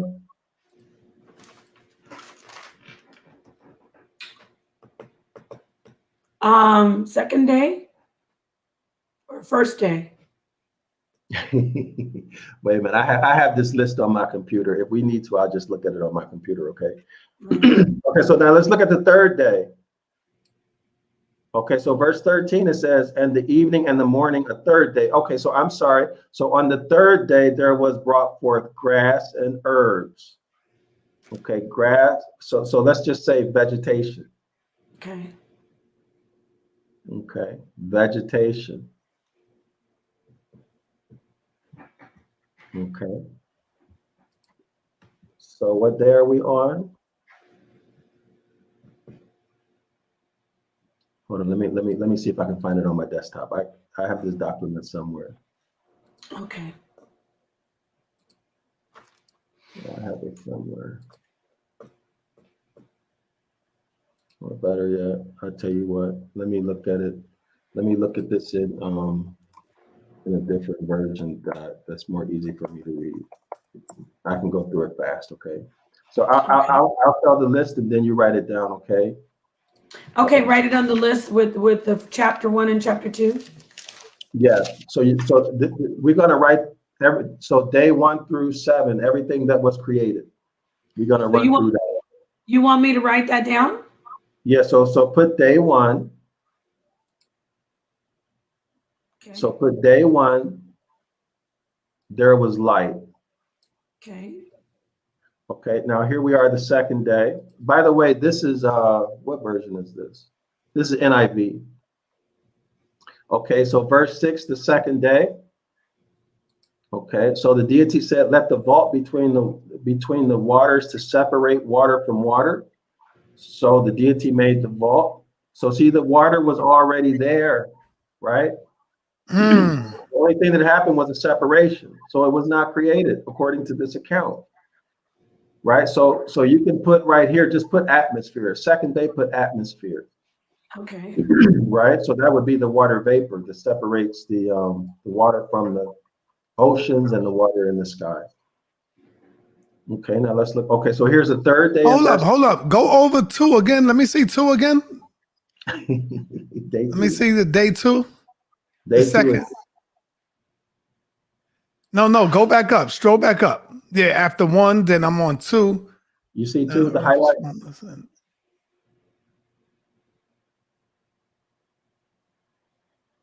Oh, wow. Yeah, that's deep right there. Yeah. That's deep right there. I like that shit. Damn, man. You gave me some firepower for the ass here. Damn. I hope y'all see that. I hope y'all understand that right there.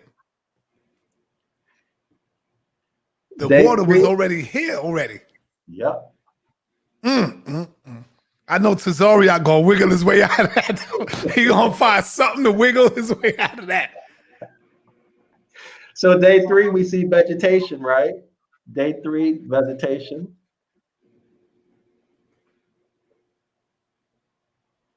Can I continue? Yes, go ahead, brother. Okay, day 4. I'm gonna read 14, okay? I'm gonna read 14 through 19. And the deity said, let there be lights in the vault of the sky to separate the day from the night. So this is the stars, or we could say celestial bodies, or just stars. Right. So 4, we put stars, and let them serve as signs to mark sacred times and days and years. Okay. 15, and let them be lights in the vault of the sky to make the light of the earth. And it was so, and the deity made two great lights. So that would be the sun and the moon. Okay, sun and the moon. Okay, so that was day 4. And let's continue. Here we are in the 5th day. Here we see what? The deity said, let the water teem with living creatures. So let's just say fish and birds. Okay, so day 5, fish and birds. Day 5, fish and birds. Okay. All right. Now, let's go to day 6. I'm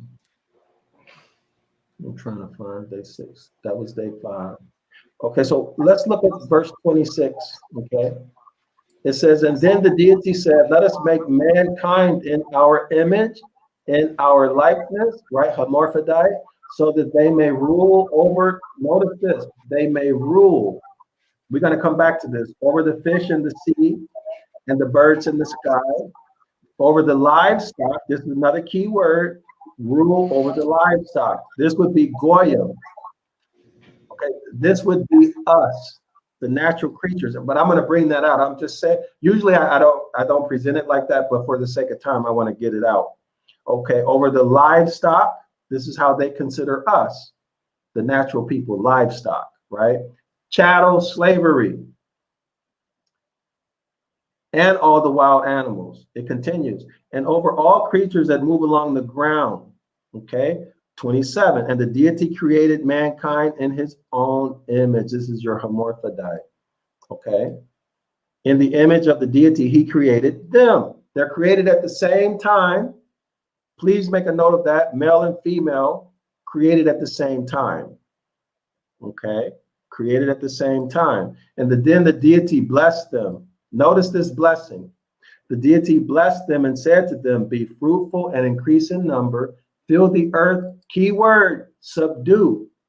We're going to look all of these key words up. Subdue, next key word, rule over the fish of the sea and the birds in the sky and over every living creature that moves on the ground. And I submit to you that we're included in this. And these key words, when we look up the meanings, it's going to open up your entire understanding of our history with these troglodyte niggers. Verse 29, and the deity said, so and so and so and so, and this was the 6th day. So on the 6th day, man was created, mankind, male and female was created on the 6th day, and they were charged with subduing the earth and ruling over it. Make a note of that, please. Can I move forward to Genesis chapter 2? I want to do our comparative analysis. Yes, go ahead. I want to do our comparative analysis now. Okay, now recall that in Genesis chapter 1, it said in the beginning, right? Beginning of what? Did y'all notice it didn't specify anything? It just said in the beginning, the deity created the heavens and the earth. Beginning of what? Okay, something to think about. Let me go back. Good question. The beginning of what? Okay, so Genesis chapter 2.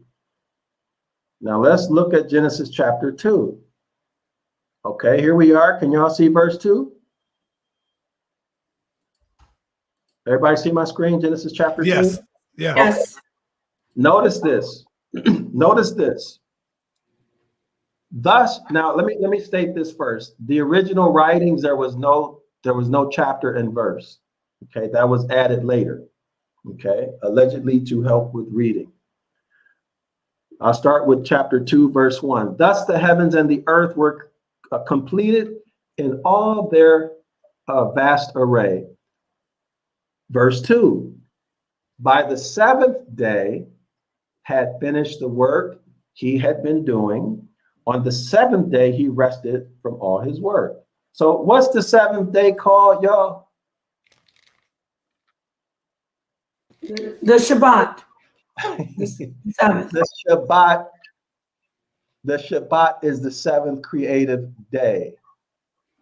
Now, I'm not going to say anything, but I want y'all to get your mind around that, because I'm going to show you a document that's going to, well, you'll see. Y'all see for yourself. The Shabbat is the 7th day. Now, remember, Genesis chapter 1, that's not the Most High doing the creating. Uh-oh. Shabbat is on the 7th day. And I'm going to prove it. I'm going to prove it, okay? Keep that in mind. Now, let's go to verse 4. But first, let me point this out. Why would chapter 2 begin here? Shouldn't this be part of chapter 1, y'all? Right? The first, why would they end chapter 1 on day 6 and then start chapter 2 on day 7? If you did that in school, if you wrote an essay like that in school, you get a low grade, they fail you. All 7 days should have been chapter 1. Y'all see that? If you're going to write a proper essay. But I'm going to tell you why they did it like that, because they wanted to confuse people. Most people are completely confused about Genesis chapter 1 and chapter 2. And here's why, because they hid something from us. Verse 4. Notice the difference between chapter 1, verse 1, and chapter 2, verse 4. This is the account of the heavens and the earth when they were created. Y'all see the difference? This specifies that this is the history of the heavens and the earth. Everybody see that? Yes. Y'all see that? Okay. Yes. So I'm gonna, if we have time, I'm gonna go back to that and we'll look at this in different Bible verses, because there are Bible verses that actually say this is the history of the heavens and the earth when they were created, as opposed to chapter 1, which says in the beginning. Okay. Beginning of what? Beginning of life after the flood in chapter 1. But let's continue. So we're gonna note the order of creation, okay, sis? Yes. You have your pen ready? Yes. Now this is the history of the heavens and the earth when they were created, when the Most High made earth and the heavens, okay? Very clear of what we're talking about. 5. Now no shrub or no vegetation had appeared on earth. So earth was there. Y'all see that? And Yes. no plant had yet sprung up, for the Most High had not sent rain on the earth, and there was no one to work the ground. But streams came up from the earth and watered the what? The whole surface. Water was coming up from inside of the earth. Y'all see that? Yes. But streams came up from the earth and watered the whole surface of the ground. All right, so that's different, right? In chapter 1, the water was all over the surface of the earth, right? Y'all see that difference? Right. Okay, now it says, then the Most High did what? Formed a man from the dust of the ground and breathed into his nostrils the breath of life, and the man became a living being. Okay, what day is this? Day 1 or day 2? It didn't say. Oh, it doesn't say. Right. Right, it didn't say. 8, verse 8. Now the Most High had planted a garden in the east. So write down first, sis. Write down first. Man was created. Or actually, you can put the earth was already there. Earth already present, and then 1, man was created. Right. And I also included no water, though. Okay, great. Very good. Excellent. So earth already there. Man was the first creation in chapter 2, verse 8. Now the Most High had planted a garden in the east in Eden, and there he put the man he had formed. So Adam was not made in the garden. Adam was made outside of the garden and then put into the garden. Okay? He was put into the garden. 9, the Most High made all kinds of trees grow out of the ground. So number 2 in the order of creation would be trees. So first man, second vegetation. Okay. First man, second vegetation. Number 10. Okay. And a river watering the garden flowed from Eden. From there it was separated into 4 headwaters. Okay, then it goes into those. We won't read through those. And then let's skip down to verse 15. Okay. Then the Most High took the man and put him in the Garden of Eden to work it and take care of it. So Adam was what? He was a farmer, or one of those guys who do your lawn, right? Right. I forgot what you call those people, but one of those people. Agricultural. Landscaper. Yeah, he was a landscaper. Yes, landscaper. 16. And then the Most High commanded the man, you are free to eat from any tree in the garden, but you must not eat from the tree of the knowledge of good and evil, for when you eat from it, you certainly will die. I did a lesson on this. I'll come back to it. So now y'all notice Adam was told he could eat from all of the trees, right? But he was not told to conquer, rule, or do anything. Y'all see that? Say that again, please. There was some static. Okay, so in verse 15, we see that Adam was given the duties of being a landscaper. In verse 16, the Most High commanded the man. So the Most High gave him a command. What was it? It was simply You're going to eat fruit from all of the trees, but there's one tree I don't want you to eat from, but if you do, you'll die. Now in chapter 1, those creatures were given the command to subdue and conquer and rule over all of the earth. But in chapter 2, Adam was just told what food he's supposed to eat. He was given a dietary law. He wasn't told to rule or conquer over anything. Y'all see that? Are y'all with me? Yes, sir. We're listening, and I see it. Okay, so here the command is only dietary law. Okay, 18. The Most High said it is not good for the man to be alone. I will make a suitable helper for him. Okay, 19. The Most High formed out of the ground all wild animals, all birds in the sky. Okay, so the next order the next on your list would be just say animals and birds. Okay, animals and birds. Okay, now let's go down, continue. But for Adam, no suitable helper was found. So the Most High caused the man to fall asleep, and while he was sleeping, he took one of the man's ribs and closed it with the flesh, and the Most High made a woman. Now, I want to show y'all something. Remind me, this is not what's in chapter 2. In chapter 2, it's the tetragrammaton. In chapter 1, it's the Elohim. In chapter 2, it's the tetragrammaton. I'm going to explain why that's significant. Then the Most High made a woman from the rib, okay? And then that's how a woman was made. And he brought her to the man, right? And then Adam said everything that they said. And then that's the end. So the woman was the last of creation. Did y'all see that? Yes. In chapter 2, woman was last of creation. In chapter 1, male and female were created together.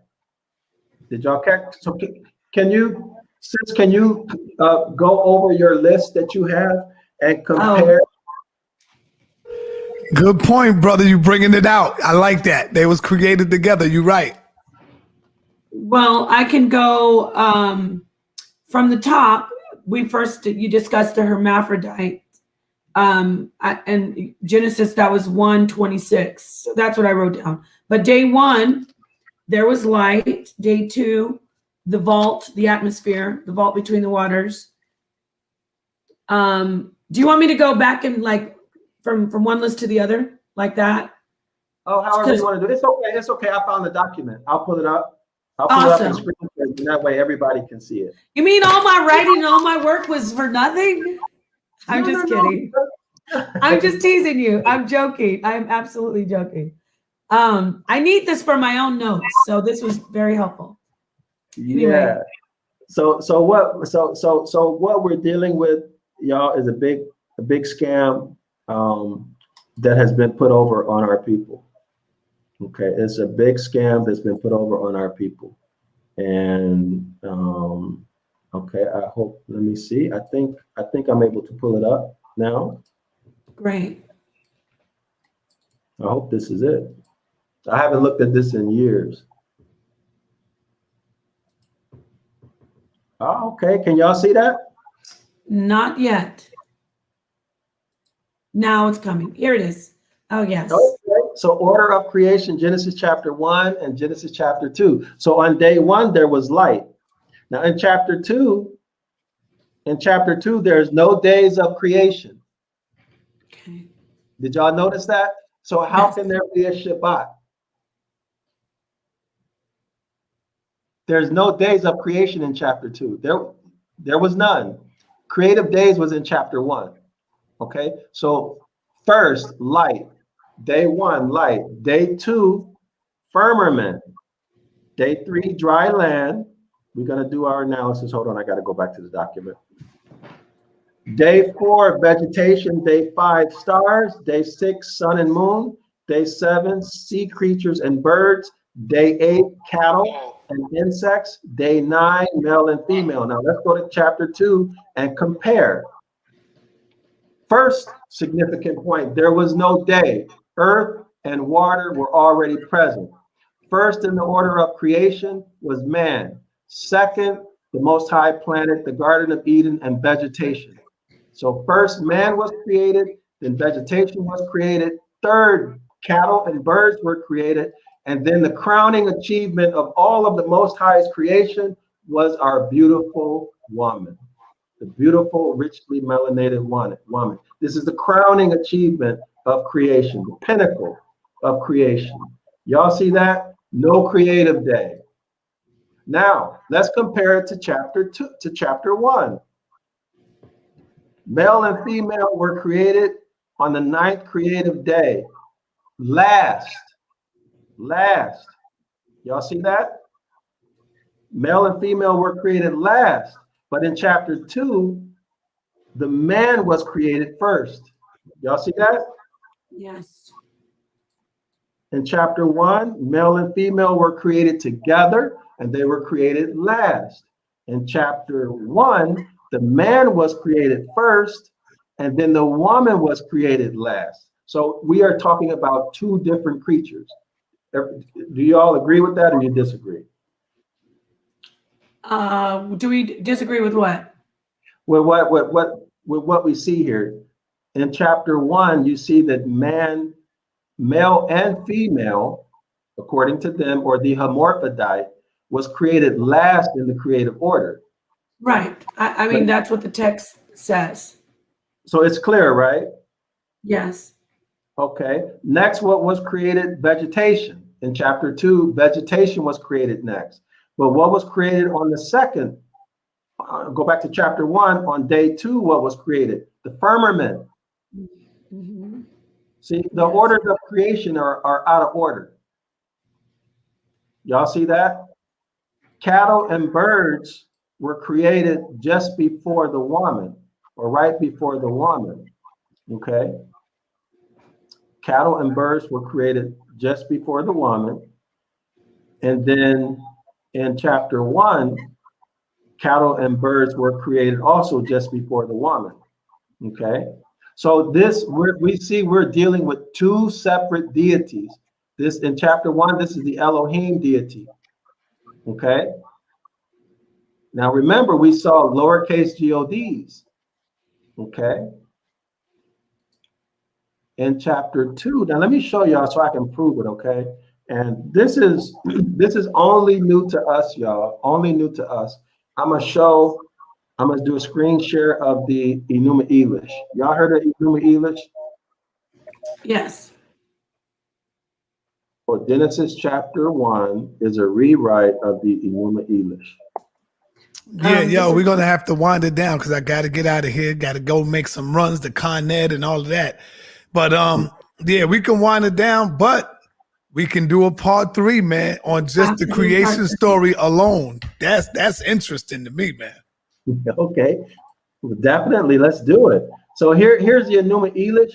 Now there are many. Y'all see that Genesis chapter 1 and a Babylonian creation story. Can y'all see my screen? We don't see it. We don't. Oh, now we do. It's coming. Okay, so that's it. So this is the Genesis chapter 1 Babylonian creation story. Okay, this is Genesis chapter 1 is a rewrite of this creation story. It comes from Babylon. Okay, and when we do this again, I'll go into this. So now let's take a look at here. Okay, so y'all, okay, see the highlight? Scholars have termed Enuma Elish the Babylonian Genesis. The reason is that both stories share some concepts that were immediately apparent. In both stories, matter exists when creation begins. Remember, we said the water was already there. We saw that. Similar to Enuma Elish. By the way, let's go back. I forgot. Let me go back and prove this. I know you got to run, but let me go back to just the whole John 1:1 thing, okay? So I can show you that it's not accurate.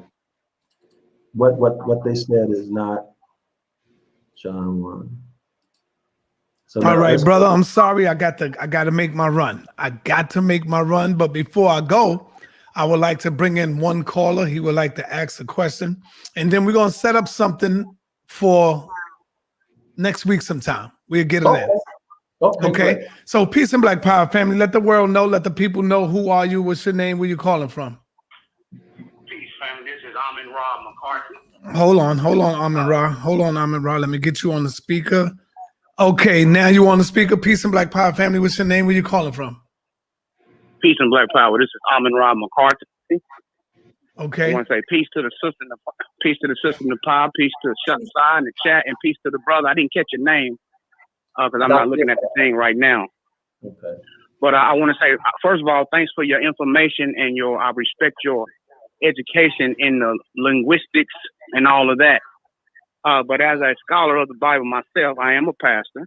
And but what I want to tell you is God did not create a hermaphrodite. You are using a play of words to teach something that's straight out of hell, first of all.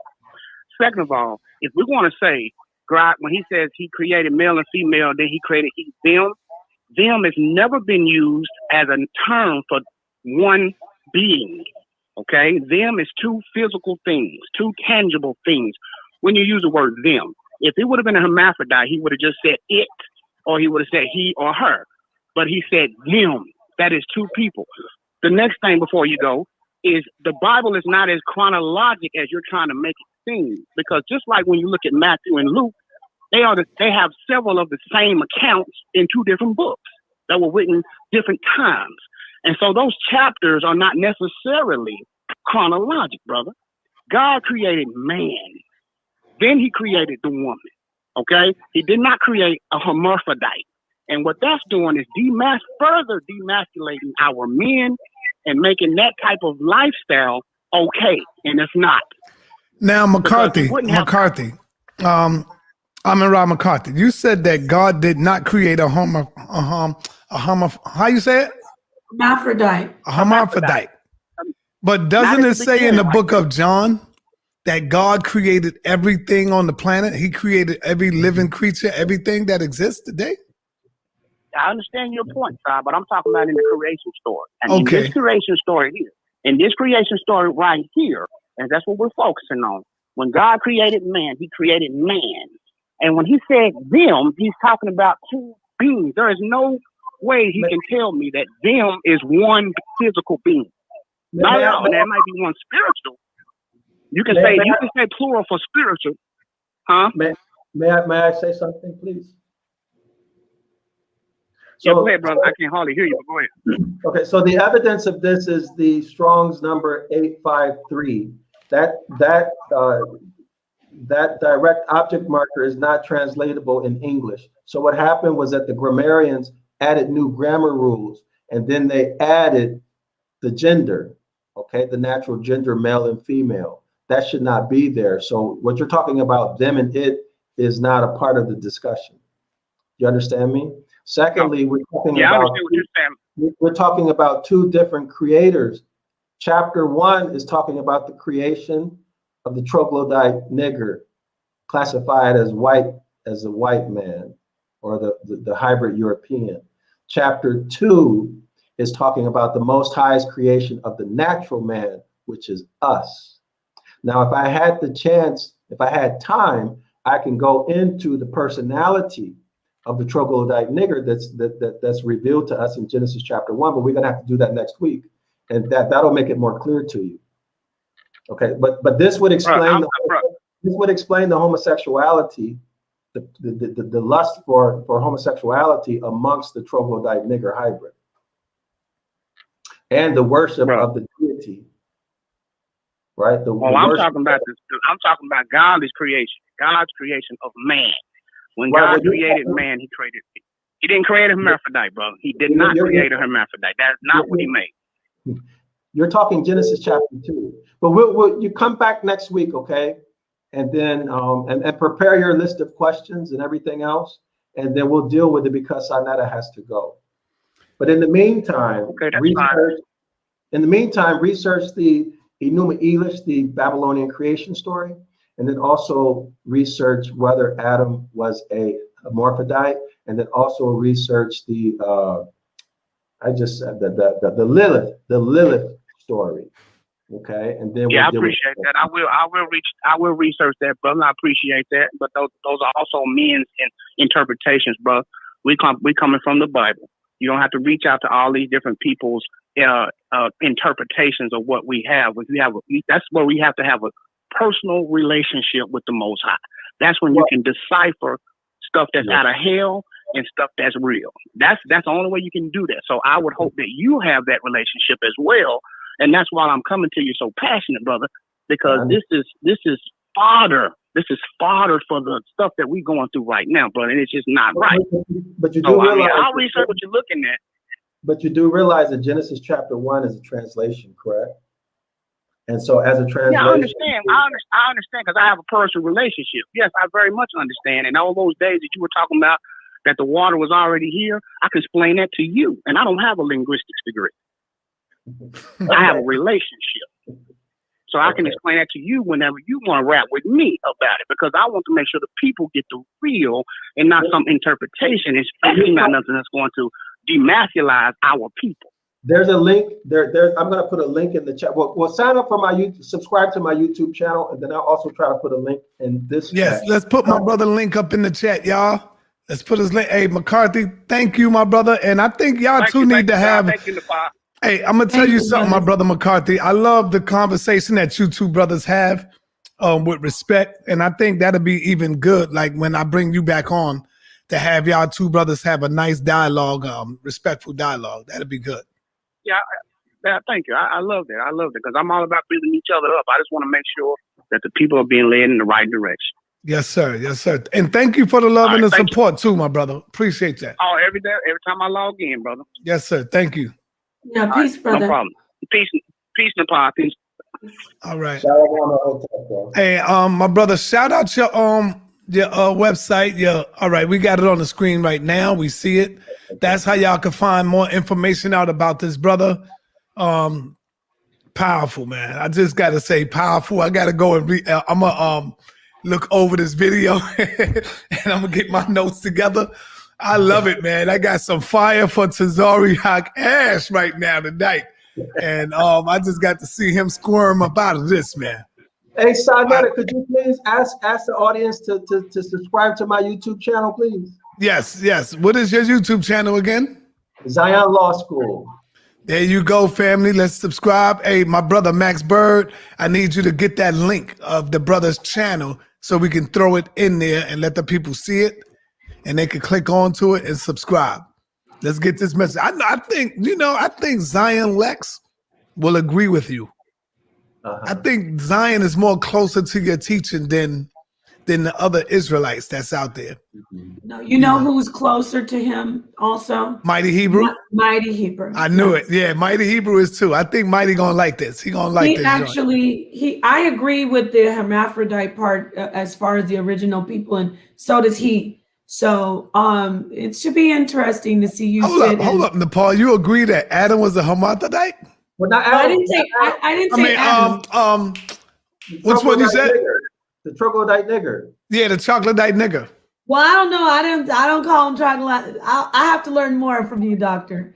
I don't put that label on them, but definitely the first people. And first off, there's nothing in the law saying that a hermaphrodite is an abomination. If there is, I will be corrected. I'm not always right, but I know that there are specifications about people who are handicapped as far as maimed and dwarves that can't enter into the temple, to the congregation, into the house. But I never saw anything about a hermaphrodite being classified as an abomination. And so, I'm sorry, the timeline is the flood. So they were not around before that. So this is way after Moses. No, that's the part that you have to teach a little bit more. Okay. All right, family, real quick. I find it interesting what you're teaching. Real quick. All right, we got the brother's YouTube channel in the chat. Just click on it. It'll take you right to his channel. Make sure you subscribe and get more detail, get some more information, ask the brother some questions, and let's show some love and support. Now, hey, Solamai, I see, shout out to Solamai. Solamai and Imam Bashir were best friends. They knew each other for a long time.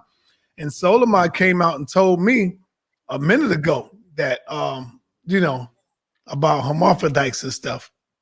You know, so I'm gonna just say that I'm not gonna. No, I'm not going deep into that. But I'm just saying, you know, that joint do exist. Yeah, it do exist. So, can I invite everybody to my class Saturdays at 9 a.m. Eastern Standard Time? Of course, yes. I was going to say, mention your now class. 9 a.m. would be the time of over here. It'd be 9 p.m. 9 a.m. over there in the U.S. Eastern Standard Time. So 9 a.m. in the morning in the U.S. Eastern Standard Time. Got you. Say that again so that people can hear it. This is the Curses class. I teach it every Saturday at 9 a.m. U.S. time, Eastern Standard Time. Everybody is invited to come. You get 4 free classes. It's transformational. You'll learn how to read, how to speak the Ibaryath, our original language. You're going to learn about etymology, grammar, the whole 9 yards. Free. You have no risk. You don't have to buy a book. If you find value in what we're saying, I would like for you to enroll. Also buy a book. If you don't, you know, if you find value but you don't want to stay, if you want to support my work, you can make a donation. But please come, because you're not going to get this information anyplace else. No. And you get 4 classes. Okay, thank you, May my I brother. ask you one question? It's a personal question. Your name, Yasapa, is that Joseph in the Hebrew? Yes. Great. Yes, that's my I favorite. I dabble in the Lashawan myself. Yeah, that's my favorite. That's my favorite Bible personality. Yes. Yeah. Okay. Well, thank you so much. Okay, my brother. Thank you. Thanks for coming through again. Blessing the platform. Peace to you, brother. Thank you. Shalom. Shalom, Hotep. That was good. I find his teaching style to be very, very